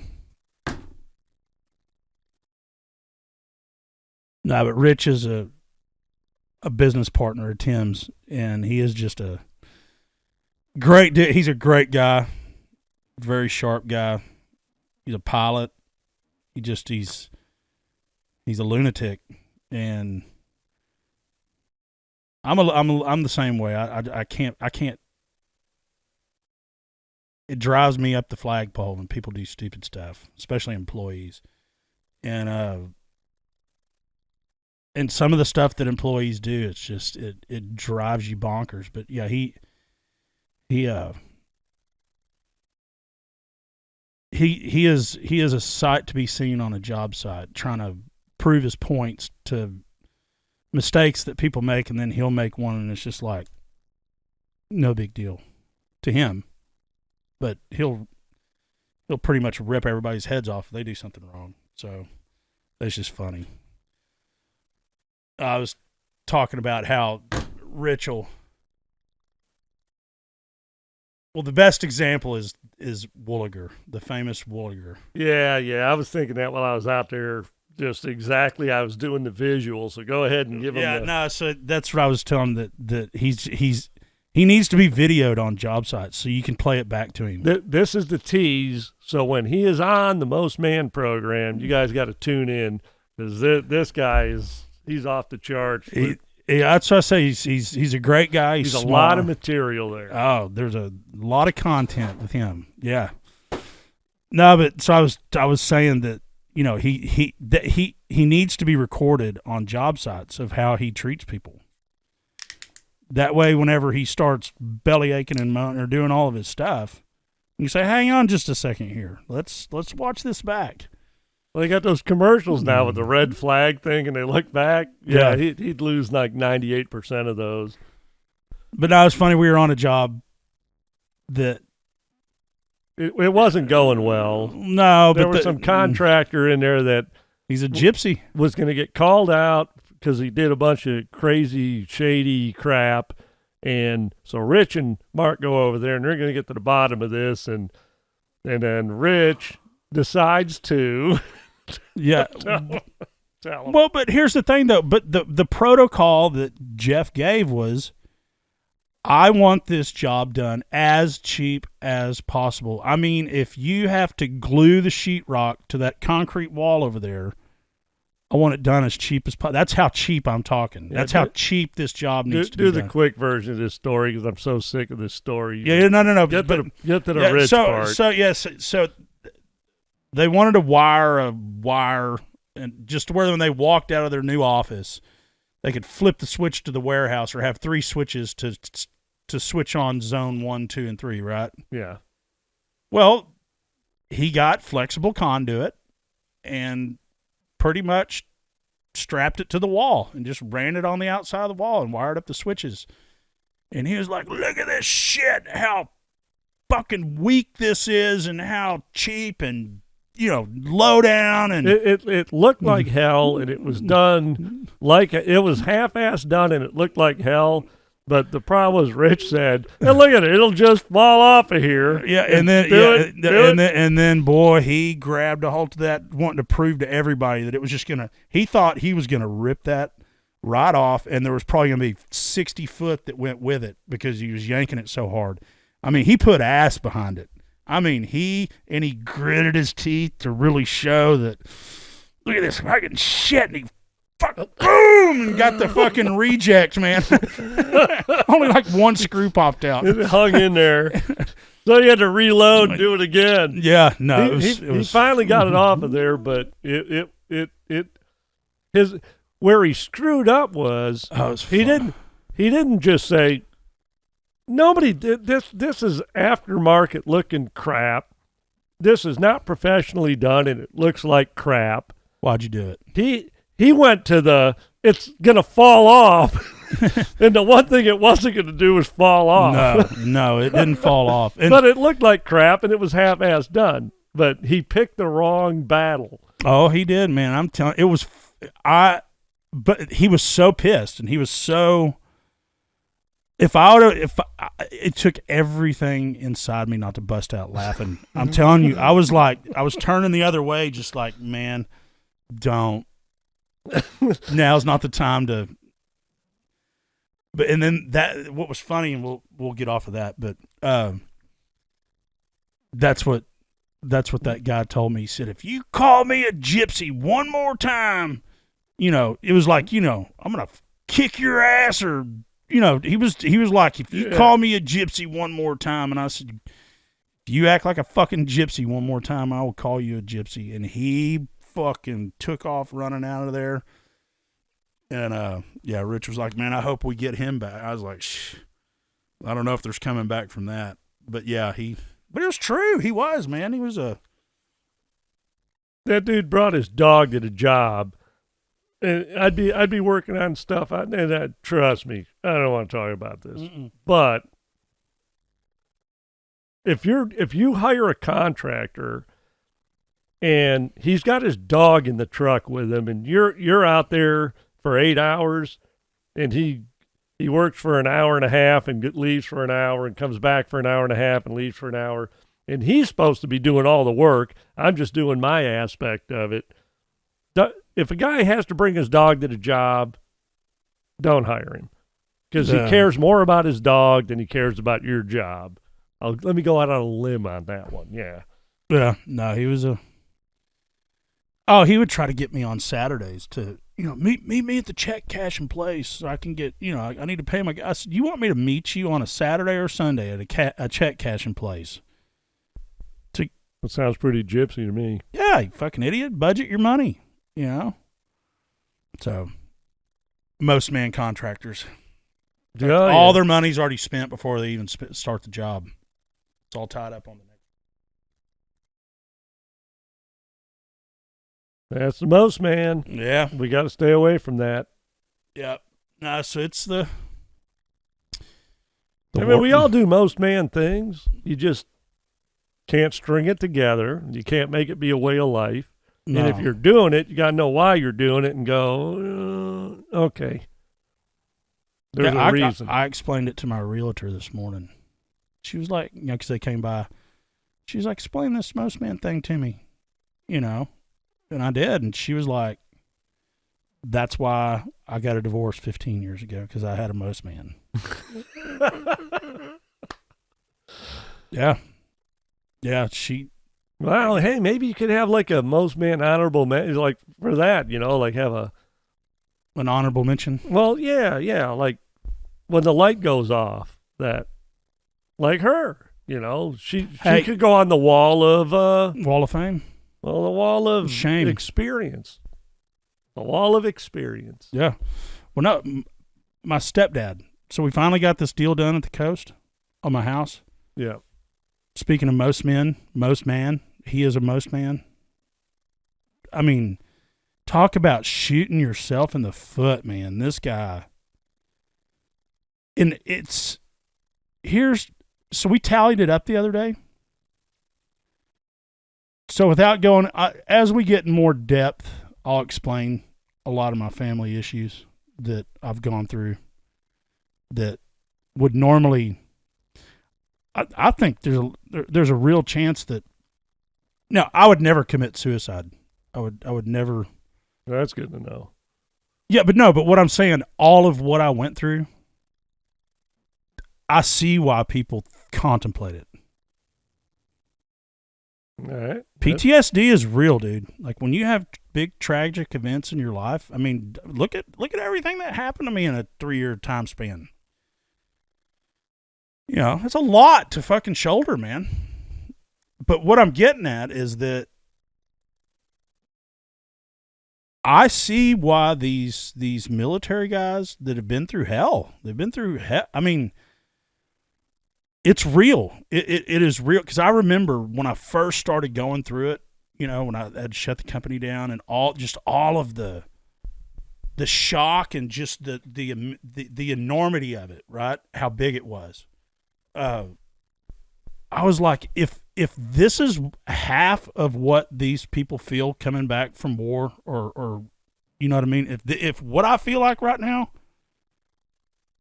if I even close. Well, and they all got money problems I would say all, but they're not making good money. Well, yeah, money problems is a big factor in all of that coming back, you know. I mean, you went through all of this and you didn't have money problems right until you ran into big money problems. Right. But those, it's like they're dying a slow death every month. They're getting further and further in the hole, and right. They're overseas, and their wife and kids are back over here living in some, you know, apartment that they can barely afford or can't afford, or probably in and then they're cheating on them. And but don't even put that in there.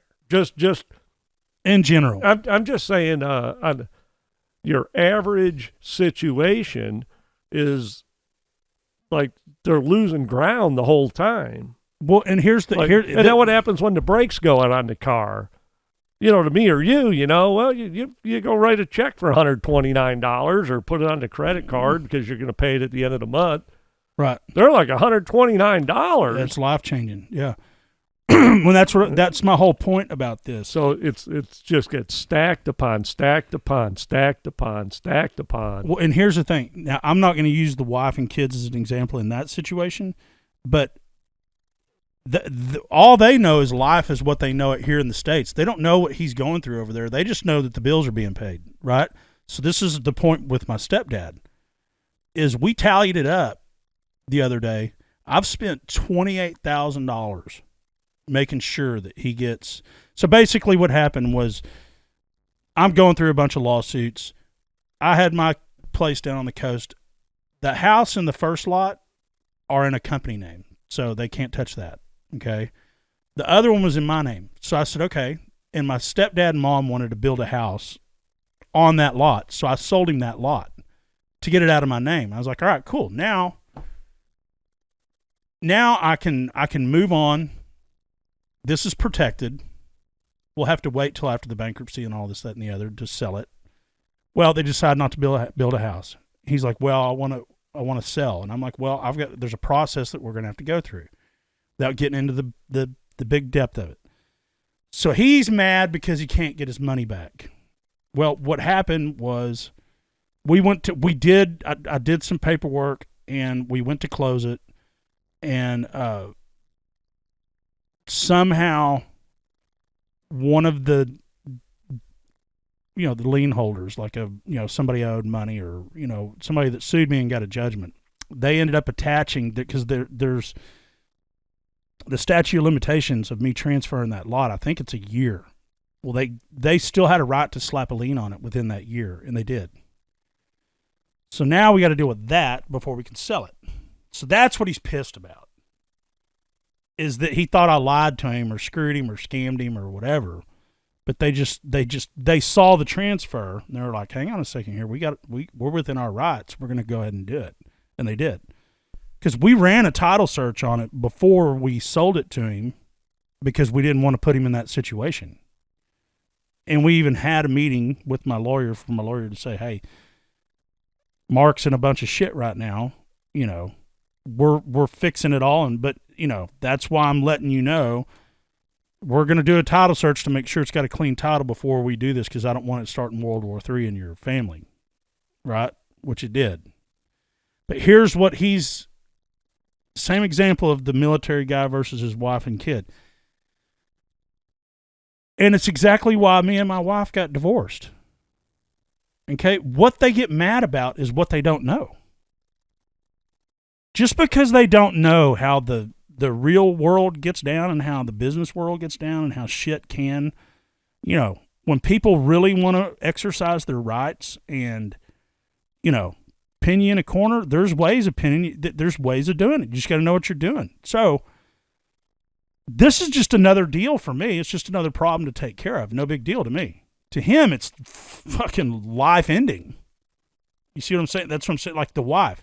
Yeah, you're involved in a deal, and then you throw the time-sensitive part into it. Right. But if you got somebody who's antsy, but there's time frames that have to play out and work out, but he's upset. You can't explain to somebody that you got to wait because they got rights and there's a way to do it and a way not to do it.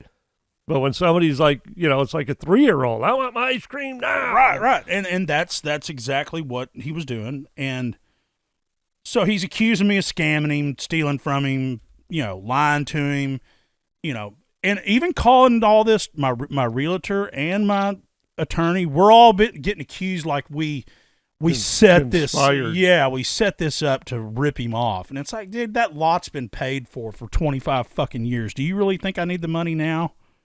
You know? And then, do you really think that I wanted y'all to live next door to me? Then there's that. But here was the thing. Is that I said, okay, I will sell you the lot, but I have stipulations on what you're going to build, how you're going to build it, because here's why. What I'll do is I'll sell it to you, okay, to get the transaction done. But what we're going to do is this is all on a contract. He signed all this, okay. I'm going to buy it back, okay. We'll do 10 years or whatever the agreement is. I think we did in between 10 to 12 years. But while y'all are alive, if y'all die, it goes to me and my sister. We split the profit. This was their stipulation. They wanted to make sure that, you know, until they got their money back, if they bought first, or if they passed first, it wasn't paid for, then Heather got half of the profit. I would get all my money back. So, but as long as I bought it before they kicked the bucket, then it was mine again. All right. Okay. So that's what we did. At any rate, so we're down to the wire. Okay, so we tallied up the other day. I spent $28,000 making sure that he didn't get screwed out of his money.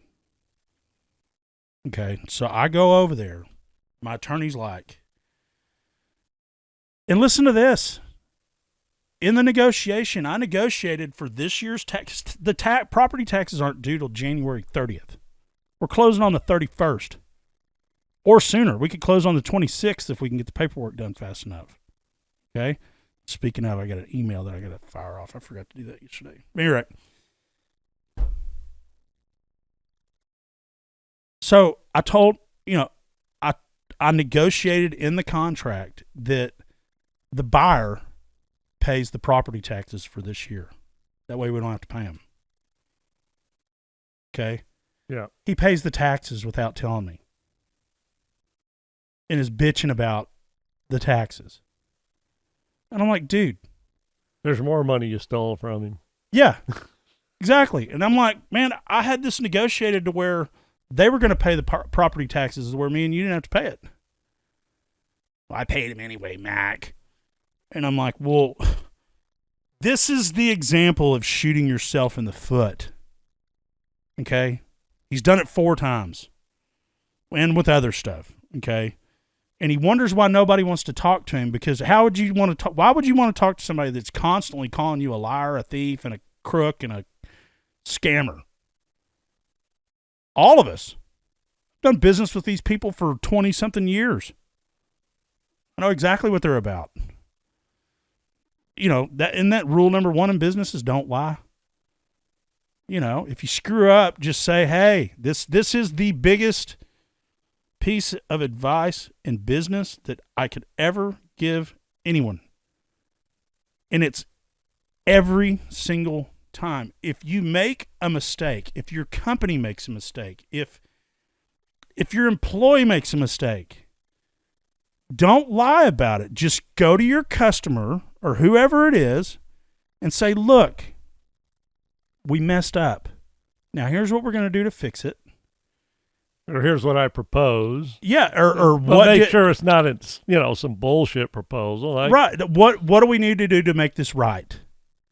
Because 9 times out of 10, they'll work with you. They'll work with you, and then happy. that's where the bond in the relationship is golden, because they know you're honest. Well, politics, that's where the cover-up's always worse than the crime. You always hear that. The cover-up's worse than the crime. It is. Just admit to it. Because that's what builds relationships. Because all of a sudden, instead of them saying, God, man, I'm not doing business with this dumbass again, they're going, hey, this is a good moral man, you know? That builds respect and rapport, and you know, why would you not? And that's why the way I was with him on everything, and you constantly be calling a liar and a thief and all this. There was a point where I said, look, and that's what I went over there. My attorney told me, he said, Mark, go talk this guy off the cliff.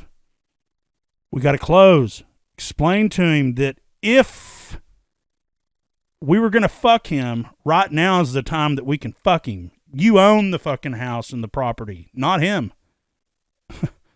I had to go restart that company. I had to go pay 12 years in back franchise taxes to get it.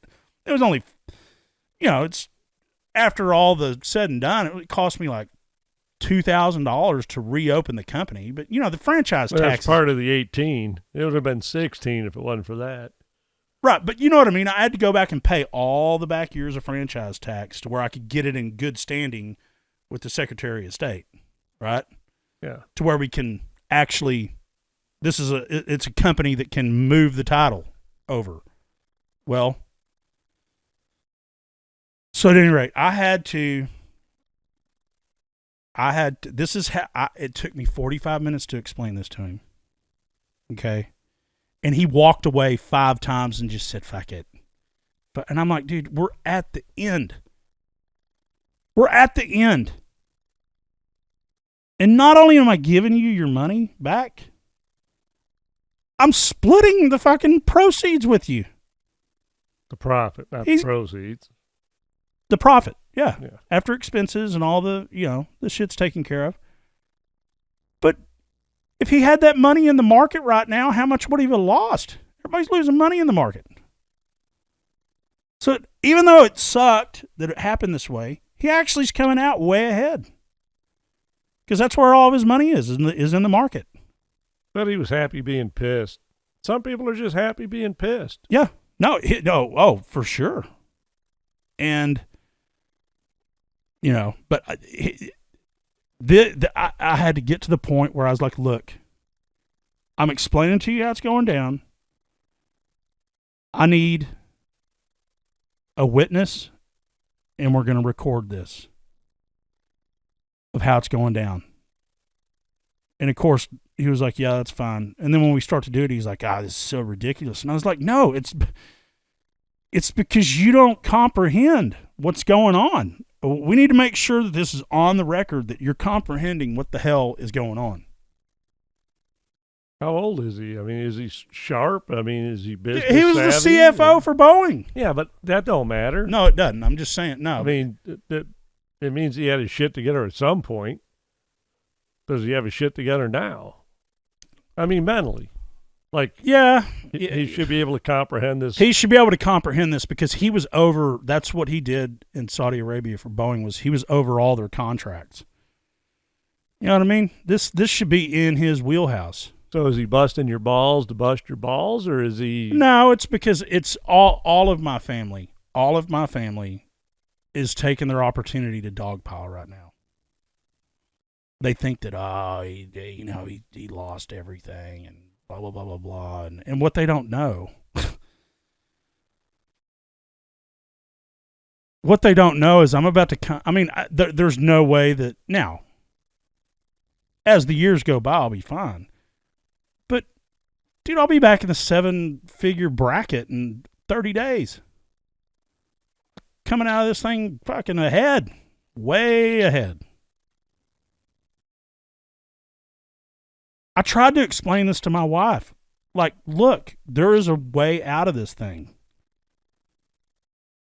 And then after it's done, we'll sell this place, and we got a ton of equity in this place, you know? But she didn't want to listen to any of it, man. Didn't want to listen to none of it. And now that the word's creeping out that what's happening, it's like, oh, see, you did all this on purpose, and poor Ann. And it's like, no. She got what she made the decision to do what she did. We could have waited it out. Our marriage wasn't that. It was bad, but it wasn't that bad. You know, that's what I told her. I said, look, if you just want to be roommates for a little while and, you know, get through this till, you know, Grace graduates high school, Lily gets her car, and, you know, or we could even go till Quinn starts driving, you know. We could have done that, but it was the boyfriend incident that changed all that. There's always more.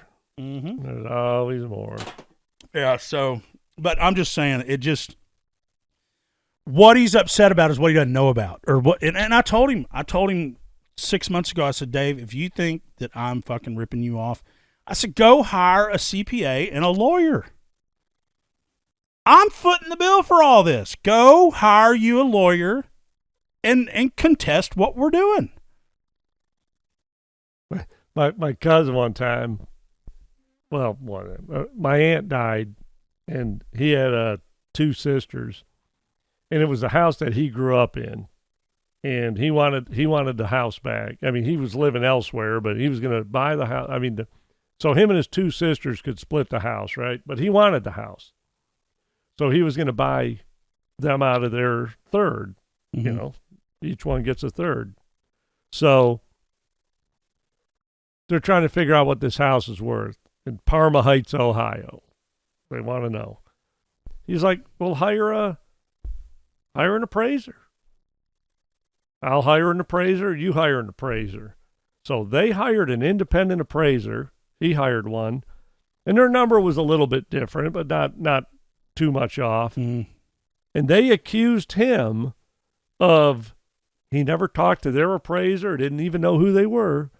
They accused him of cooking the books to make the numbers lower. He's like, I don't even know who your appraiser is. Like, oh, no, man, because it's worth more than that. And your appraiser came in low, and our appraiser came in low, and like, that's your fault, man. And right then he knew, man, I'm dealing with some wacko people here. No, I'm telling you, my ex-wife, her parents are worth, they've got some serious assets. They've got that big ranch up in Oklahoma that's worth a bunch. The land that they have in Alito is worth a bunch. And they're debt-free. And I guarantee you that I know her dad had money. And so what I'm saying is they're due to make some money after the dad dies. The mom's already dead. What an angel of a woman she was. She was she was the backbone of that family, man. She was a great, great woman. Yeah, I remember there were times I asked you to go party and do stuff, and you're like, oh no, I'm taking care of the mother-in-law and blah blah blah. Yeah, no, man, she was. If there's, and I totally believe in angels, but if they're, you know, she's definitely in that club. She was a good woman. But anyway, they're gonna lose half of it just because they don't know what they're doing. Let them. No, I am. I It's am. America. I am. But what I'm saying though is like that land deal. This is a most man example here. Her brother, engineer, extremely. He's a smart dude. Smart dude, and relatively got some pretty decent common sense for those type of guys. I mean, me and him are tight the whole time but after I sold the company, he was like, of course everybody was like, because I'm riding on cloud fucking 9 and everybody's like, the next thing that you do, let me know. I want to be a part of it, When before it was like, oh man, you're kind of crazy, man. You think this thing through? And it's like, yeah, I thought it through, But what I'm getting is that they're all on for the second wave because they see how much money you make. But kind of like a stock goes way up and then it pauses and they're like, well, we want to buy some more of it. Yeah. So I said, I've got a deal, this land deal up here. I said, dude, I've got this in the palm of my hand. We can buy this place for $320-something thousand, and tomorrow flip it for $800.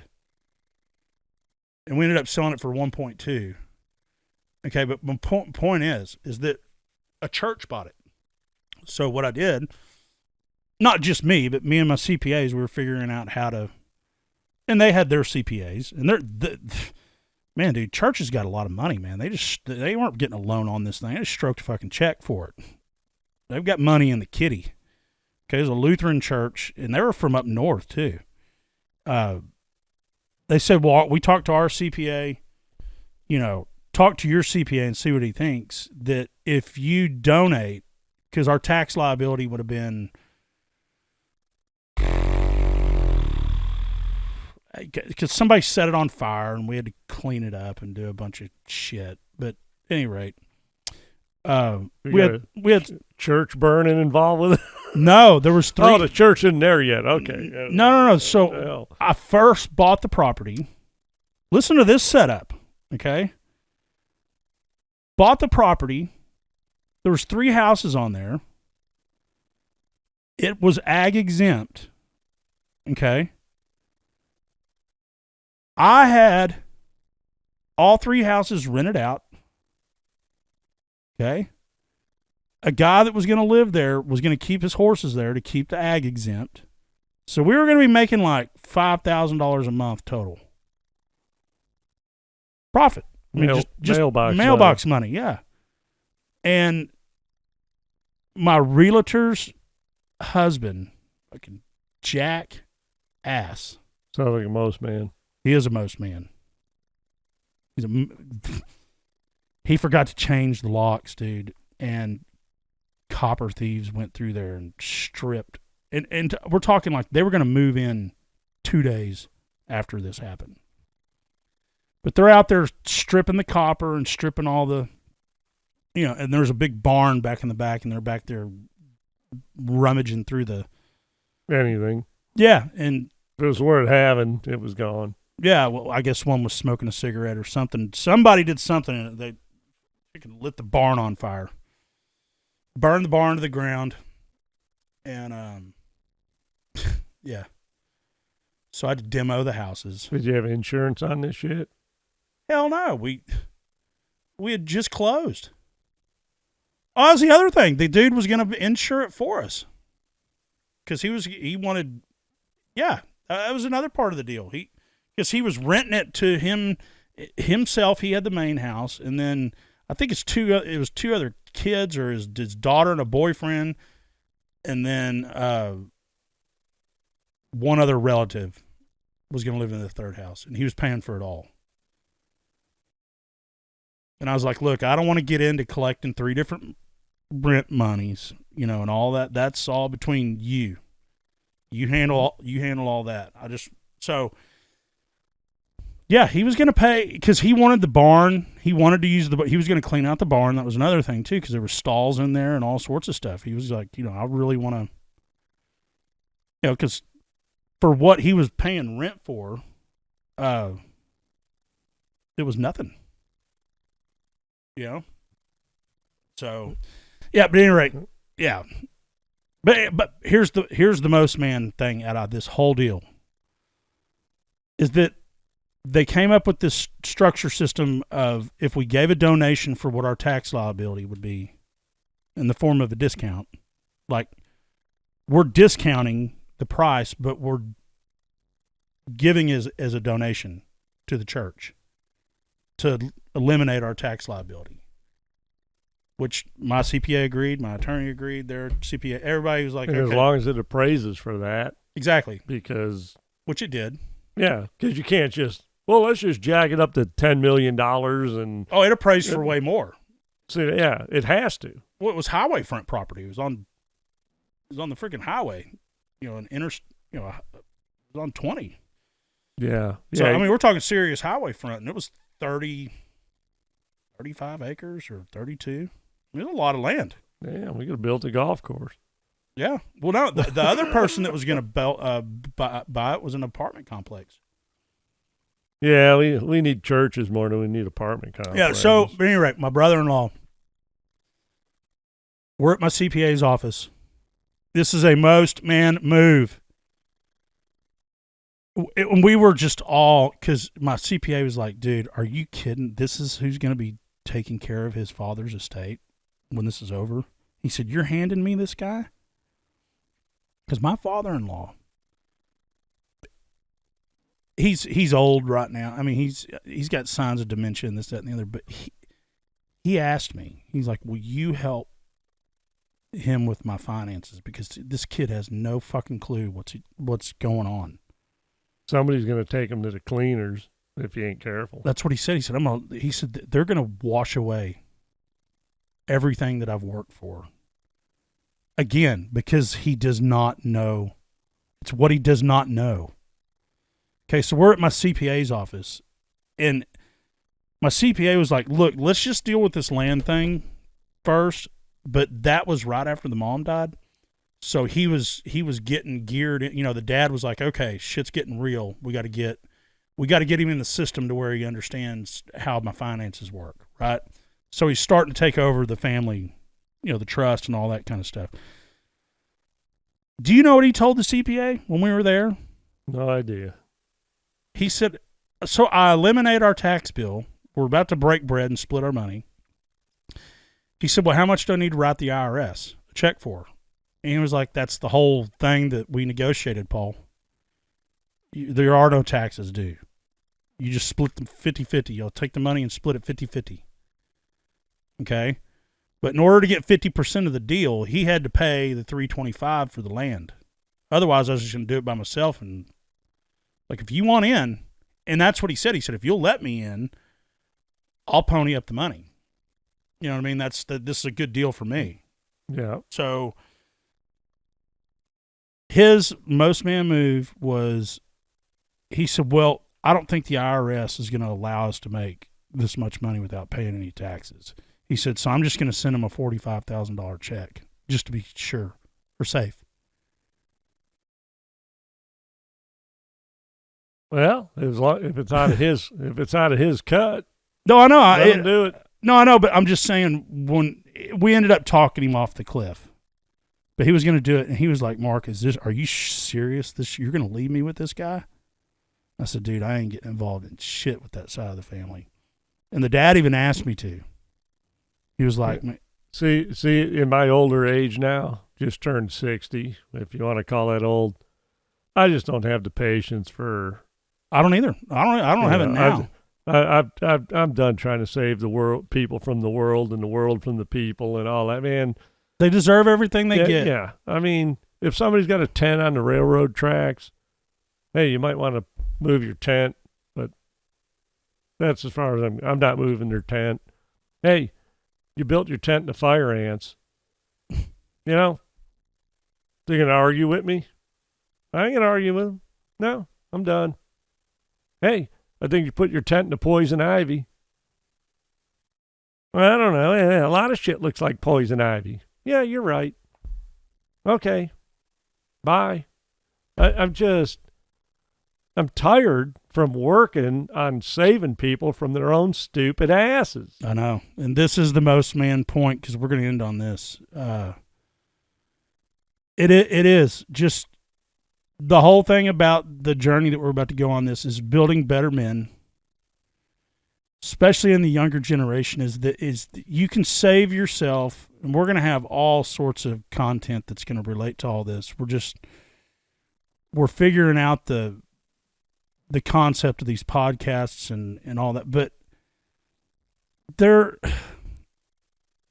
if you just will listen to the people that I'm going to bring on, that they've actually done shit, they've built businesses, they've been through it. We know what mistakes that you don't need to make, and it's so easy. Do you not agree? Well, like I like to say is when you're dealing with somebody, their ass whipping cannot just become my ass whipping. But people will whip their own ass over and over and over and over and over, and point the finger at somebody else. I'll try to help, but I'm not here to help, man. I'm just here to go. May not want to do that, but they don't. You're just another voice of the millions. Because I got a quick one for you. When I was buying my house in Grapevine, the house I still live in to this day, my two best buddies at work, when I worked at Presbyterian Hospital, Mike Parks and Brian Williams, we went off into this fan room with all this big equipment, and I told these guys, I said, I wasn't married. I was dating a gal named Renee at the time, and I said, I'm thinking about buying this house. We found this house in Grapevine, thinking about buying this house. What do you think?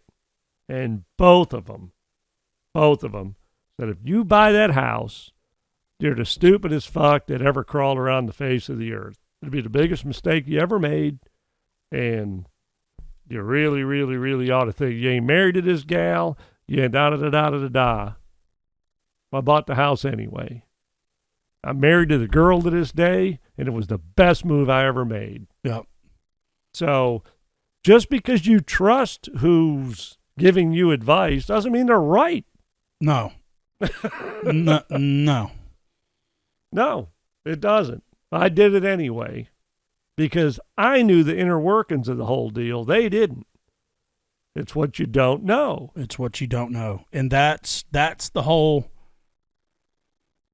And you're never going to get that point across, no matter how. Oh, and sometimes it is sometimes it is a roll of the dice. I mean, dude, I'm not thoroughly calculated. I mean, sometimes it's like, the downside is this and the upside is that, and I'm going for it. I mean, that's what makes life beautiful. You don't know what the hell every outcome's going to be. No, but you can't just walk into a buzzsaw. No, but here's the thing, like what's going on with my mom, take my stepdad out of the situation, but they're both just as equally ignorant. Okay? I gave them a choice this year for Thanksgiving and Christmas. Okay? I don't care if they have a relationship with my ex-wife, but all three of my kids have got cell phones if you want to get a hold of your grandchildren. You don't need to talk to my ex-wife. And my oldest daughter's boyfriend, and I'll get into that story another day because it needs to be the whole story. But at any rate, the kid punched me in the face with a pair of brass knuckles. I held him down on the ground. They thought I was killing the kid. Waited for the cops to get here, and blah, blah, blah, blah. At any rate, this kid had a huge part of ripping my family apart. Just because my ex-wife, she's going to take my middle daughter and my son. Huh? Yeah, go. Break again. Yeah, go. At any rate, my oldest daughter is dating this kid. And, again, I don't want to get way off into the subject. Anyway, the kid's just a piece of white trash. He comes from white trash.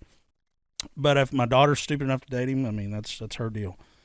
But at any rate, he punched me in the face with a pair of brass knuckles. I didn't press charges on him. and my daughter started the fight. All I did was hold him on the ground. Cops were begging me to press charges. I didn't do it. I was like, well, the world will handle him. And but that's a big part of what ripped my middle daughter and son out of their home when they didn't do anything wrong, just so my daughter can date this dude. Right? Well, I think that's wrong. I think that,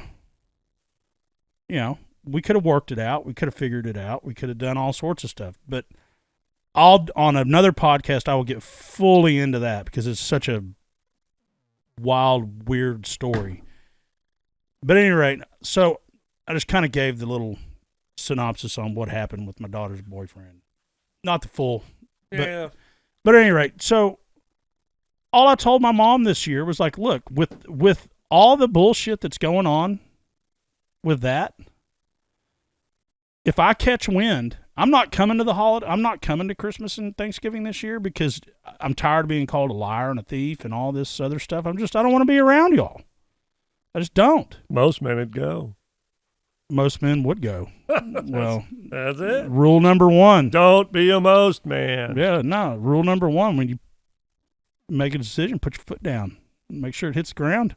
No, but I told her, I said, look, I'm going to give you a choice. I don't want to be around y'all just because of the shit that's going on with the lot and all that. But if I catch wind that my ex-wife and my daughter's boyfriend, they're not married, they're not engaged, they're not anything. It is my daughter's boyfriend that had a huge part in ripping our family apart. Okay?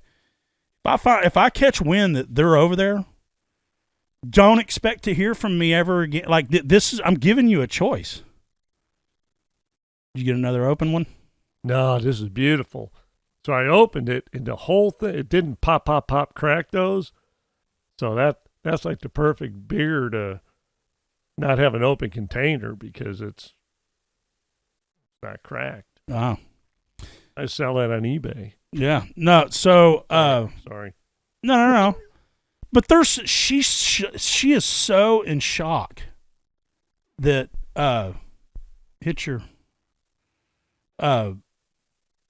she's so in shock that I have followed through with my decision because they were there. And I said, if you do that, we're done. And we're all the way done.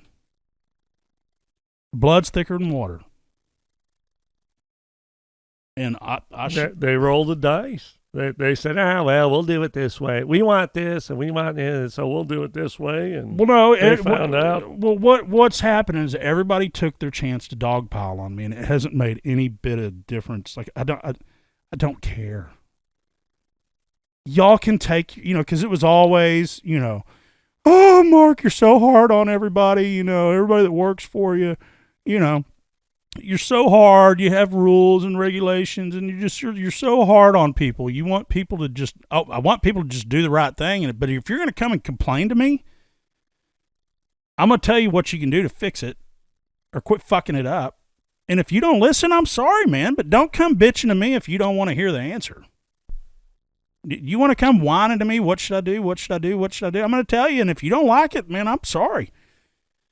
Get your 10 out of the fire ants. Pull your finger away from the nail the next time you try to hit the nail, okay? If you hit your finger again, it's your finger. It's not mine. I don't give a damn. You're dumb enough to put your finger there the same time that you did the last time. It's your finger, idiot. So, but what I'm getting is, you can explain. I've explained it till I'm blue in the face to them of why. My sister's supposed to call her tonight, and I'm going to see what happens with that. But my mom is so sick to her stomach. She's like, I just don't understand why Mark won't talk to me. And he really is not and it's like, no, I'm not. And I told you to quit texting me because every time you do, or in my Christmas card, she's telling me how much she loves me and how much she wants me back in the family and all this, that, and the other. But then she tells me how much she loves my ex-wife and my daughter's boyfriend in the same card. Like, you're begging me back into the family and everything that I left for. You fucking idiot. You see what I'm saying? Like, and what's funny is she probably can't understand why you can't understand. That her mindset is probably, well, I'm trying to compromise, and you don't want to compromise. I mean, how much shit is too much shit in your Wheaties? Somebody goes, well, you got to compromise. You got to have some shit in your Wheaties. I don't want no shit in my Wheaties, or the devil, Hey, man, you got to run with the devil. No, I don't want the devil. Well, you got to compromise. I mean, the devil's all over. Well, then go, get the devil, put it in your car and get the fuck out of here. Yeah. Go. But the shit in the Wheaties is the perfect one. Yeah. I don't want any shit in my Wheaties. Yeah, that's a great analogy. I've never heard that. Because I just came up with it. Yeah. Well, it was a good one. There we go. Well, most men don't come up with how much shit in your Wheaties. That's going on a T-shirt. I don't want any shit in my Wheaties. There you go. Got to write them down or we'll forget. So I don't want any shit in my... Yeah, when somebody wants you to compromise on something, I mean, just think about it. Well, how about this for a compromise? You got two guys walking across the frozen tundra, and they come to this big crevasse, a crevasse, if you're from places that ain't here. French. Yeah, or John Kerry. But anyway, so you come to this crevice, and one guy goes, hey, man, there ain't no way in hell. I can't get across this fucking thing. And the other guy goes, you know what, man? You get a really, really, really good running start and you launch yourself, it's doable. No, I don't think so. We need to go back. No, we need to go forward. Oh, let's compromise. And then they both just jog off into the middle of the fucking thing and fall to their death. That's what happens when you compromise, under the right circumstances. Of compromise ain't always good. No, it's not. So... No, you got to stand your ground, man. I mean, shit in the Wheaties, jogging into a ditch. I need to come up with a third one. I'm a trifecta kind of guy. Yeah. No, I just it. But I did the devil. I already did. So see, there's the three. Yeah. No, but what's so sad about it is. And they probably think you're the knucklehead. They do. They think that's what's so fucked up, and that's what I've told. That's what I've just told, is that I don't need people like that in my life, man.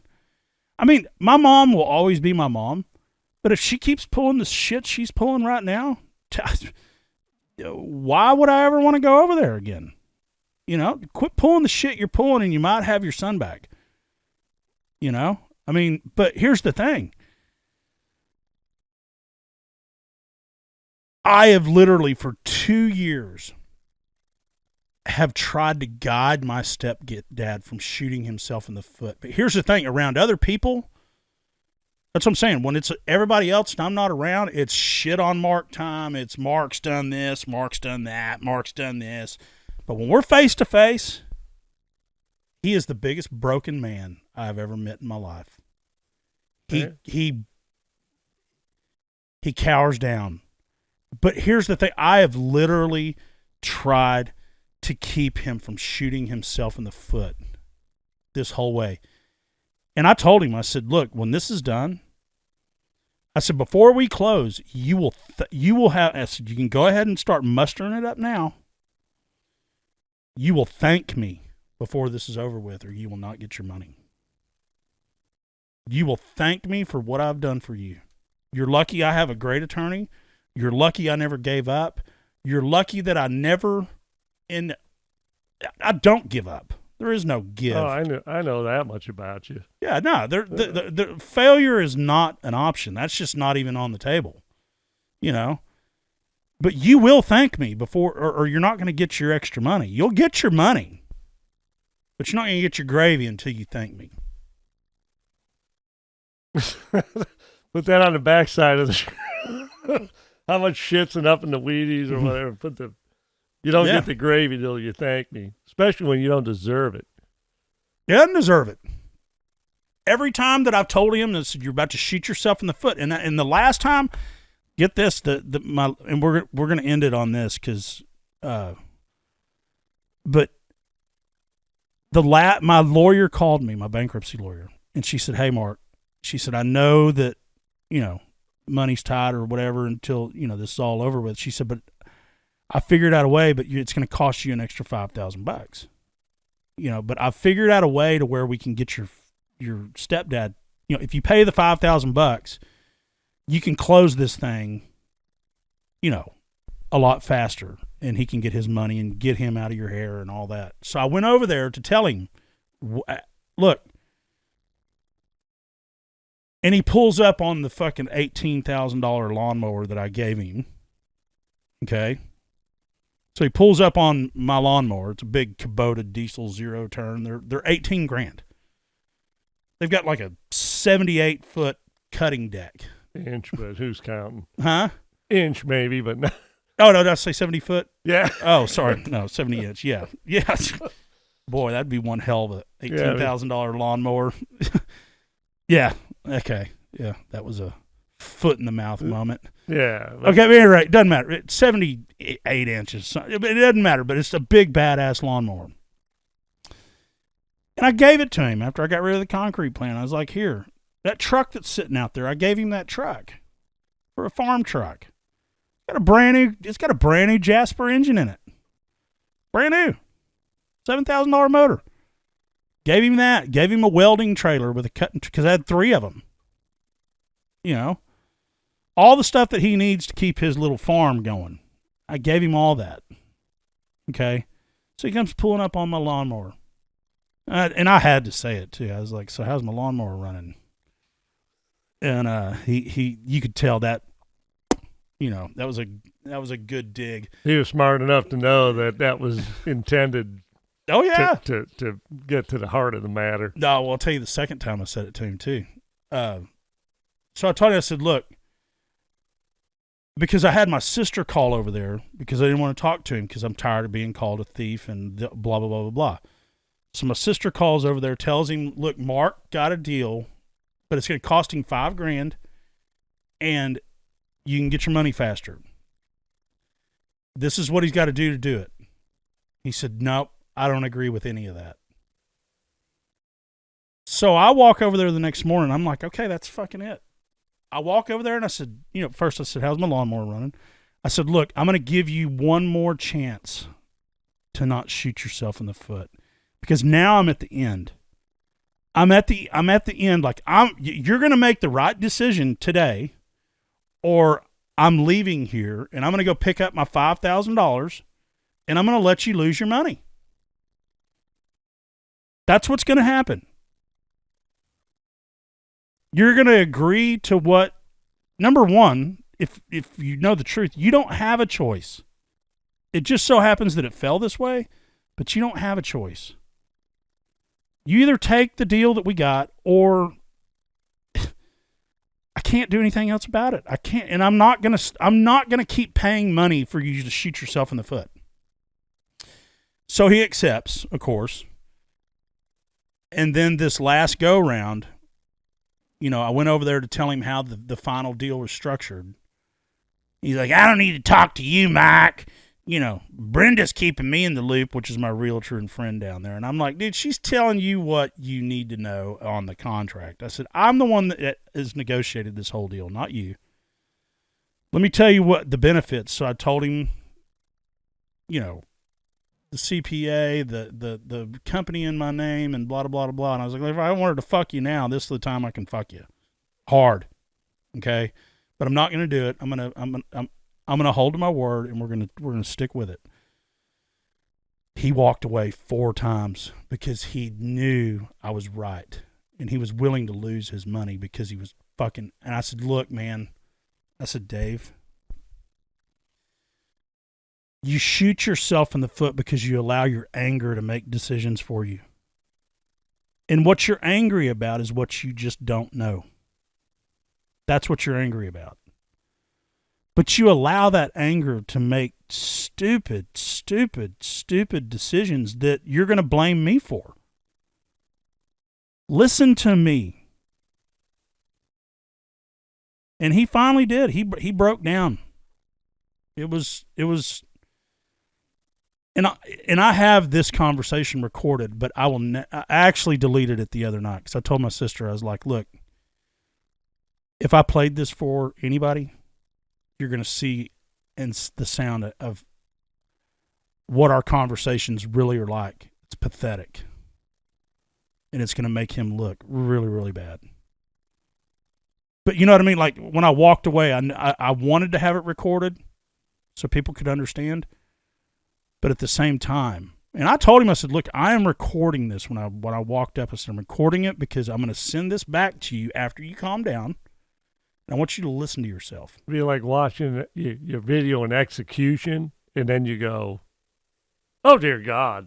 Like a guillotine thing or something. But that's what I told us. I'm going to give you one more time to not shoot yourself in the foot. But I'm recording this that way. When your anger calms down, you can re-listen to this and listen to yourself and how fucking insane you are. And what you do to yourself, what you're doing to yourself here. This is not me. This is what you're doing to yourself. But you want to blame me for it. Okay? So, anyway, broken man. And then, so I took me and my son, and we recorded the conversation, and we're done. But I'm just saying, it's guys,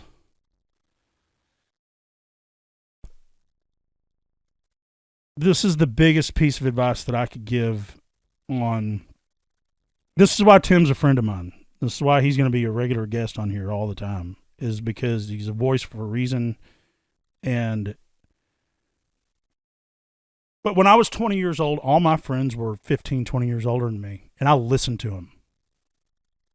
You know what I mean? That's where I learned. I'm 60, and all my friends are 15 and 20 years older than me, and they're the coolest dudes on the face of the earth. No, I know, but except for Jim Case, who just died 2 days ago, so I'm tore up. But what I'm saying though is that even though you're young, and I mean, hell, I'm still young. I'm 45 years old. But what I'm getting at is that just because we're older than maybe you, whatever demographic, you know, our demographic becomes, you know, it's smart to listen to older people. You know what I mean? You can save so many toe jams. You know, you can save so many just by listening to just little things. But that's what shocks me about this man's 65 years old, maybe 67. My mom's 65, 66, somewhere in there. I mean, she's been through this is her fourth marriage. You would think that she's got shit figured out by now, but she doesn't. She's a good woman. She's great. But, I mean, she doesn't get it. There's no comprehension there. That's what my sister told me. She's like, Mark, I tried to talk to her. She said she just doesn't get it. And those are the people that will get you in trouble. That's what I'm saying. Do you know this whole Lot situation? We're going to end this on this. Is that, and I'm going to say it again after we're done saying this, but what I'm saying is, do you know that she's the one that got him involved in this whole Lot situation anyway? I want a house down here. I want a house down here. Blah, blah, blah. And he's like, oh, we don't need a house down here. We only come down here once a year, and Mark's got a house down here, and he's got everything down here that we don't want to have. Boats. Yeah, we can pop in, wear them out for a little bit, get the hell out, and everybody wins. Rent a house, and Mark gets to keep his place and does whatever the hell he wants to do. He doesn't want us around all the time either. Yeah, I want to build a house, and I want to be next to my son, and blah, blah, blah, blah, blah, blah, blah, blah, blah, blah, blah. Until they find out how hard it is to build a house on their budget. Do you know, hey, let me tie you this. Hey, give me the dance floor. Let me tie it together. Go. It's a version of the girl that you videotaped her or accused of videotaping her, And the dude was see, I said the psycho broad will get you in trouble, and That your mother pulls some lot shit out of her ass. yeah. The dude gets involved, and you're stuck in the middle. Yeah. You try to be the nice guy, and now you're the dick. Yeah. See, I summed it up. Yeah. The stories are And my totally mom parallel. and my mom lost her son in the process. She ended up losing. Well, there you go, folks. Yeah. So here's the thing. Don't be a most man. Don't be a most man. Think it through. And listen to people that know what they're talking about. Listen to the people that have actually done something in life. Whether it's a business, a career, a family. But still, you still gotta. Just because they done, hell, he was some CFO of Boeing. He done something. He's still a dumbass from what I'm hearing. So, well, but here's the thing. You gotta watch out. The Middle East, they send the C&D team over there. They're not sending their best. Their best. We ain't got time for no. all that. I'm just saying that. Yeah, the C&D team go overseas. They keep the bright people here. This is where home ship is. They send the C&D team over there. Alcoholic problems. Send them to the fucking desert where there's no alcohol. Bullshit. Yeah. But at any rate, I'm just saying, listen to people. Now, don't listen to everybody, but listen to, yeah, Jesus Christ. That's what I was saying. Just because somebody done something. Yeah. So, some rich guy's got a bunch of money. Oh, he must be brilliant. Was He's dad more in debt. Yeah, he inherited a bunch of money. He fucked it all up. The IRS is up his ass. And, yeah, he's got hitmen coming to kill him from the cartel. Yeah, just because somebody's got something don't mean they earned it or deserve it. Well, but here's the thing. But that's the whole version of this. What Don't be a most man and follow the. Yeah, you gotta be your own man. Don't be a most man. Yeah, but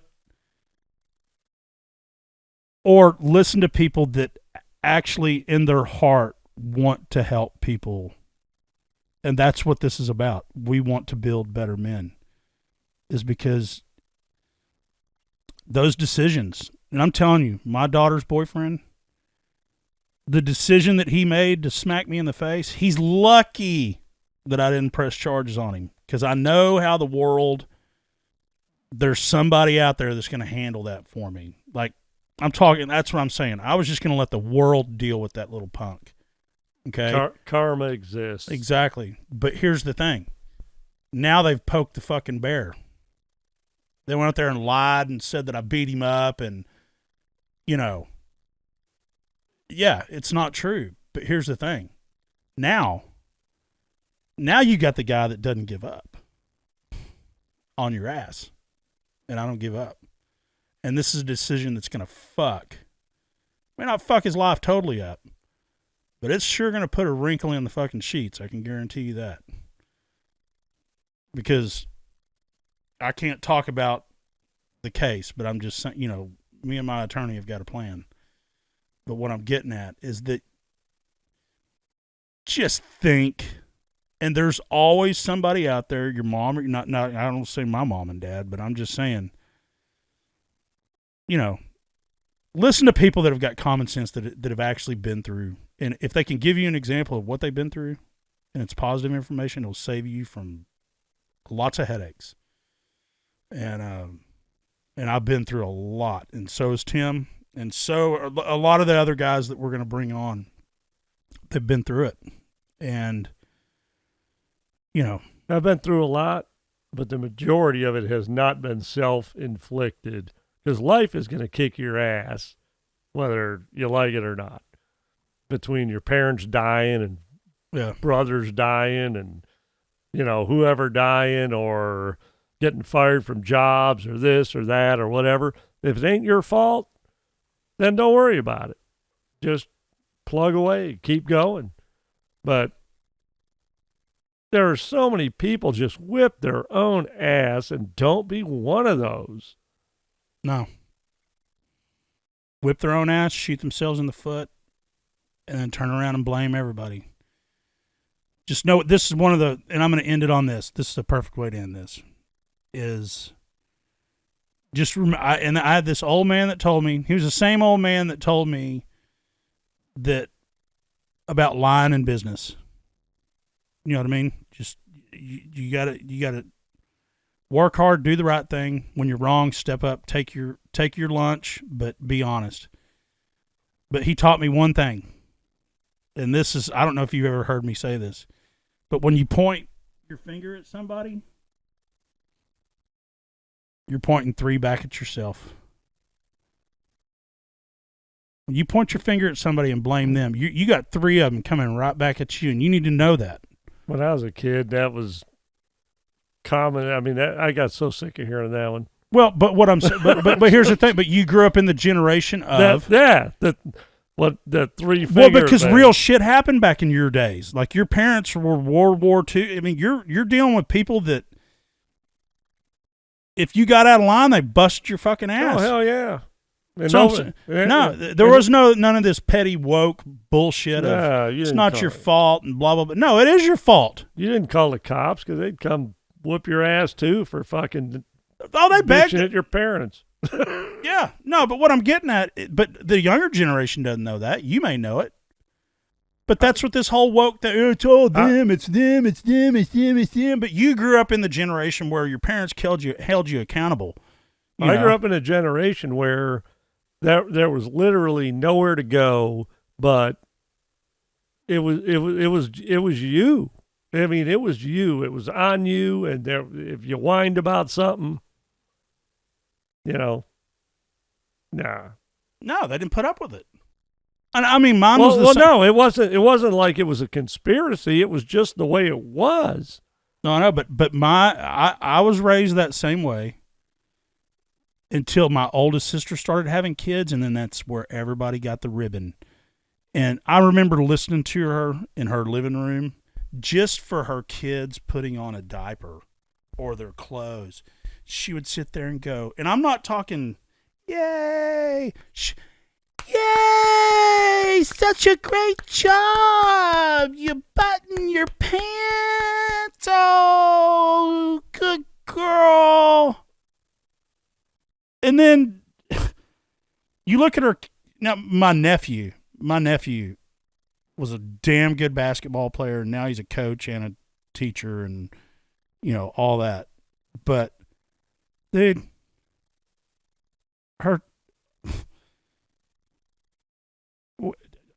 middle daughter was telling me a story at Christmas one time. I said, so I heard you got a job finally. You're 28 years old. I didn't say that, but I'm just, got your first job and it's 28. Like, what else you been fucking doing? She goes, yeah, and I work for this great company. They really love helping the clients. I said, well, what do y'all do? She said, we loan money. We do financing. And I said, oh, really? I said, y'all help people?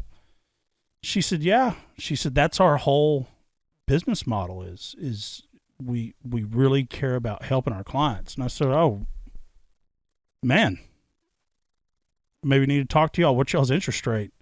She said, oh, it ranges anywhere from 13 to 15%. I was like, what that's the mafia. Hello? What the mafia will take care of you better than that. Yeah. We really believe in helping our clients. Well, most women or most men would think that was being helped. Well, that's not. No. All right. Well, let's end it on that. And for the 5th time, we're ending it. But we're really ending it. Yeah. Hey, go Browns. Yeah. West 4th Street. Come party with us before a Browns game. Not that I live there. I only go to one game a year. But how about your Cowboys? It's a blast. Till they get rid of Dak, they're just as good as the Browns. See you next year. I don't even watch There's always next year when it comes to the Browns and the Cowboys. Until Jerry fires himself, you get what you get. All right, let's get out of here. All right.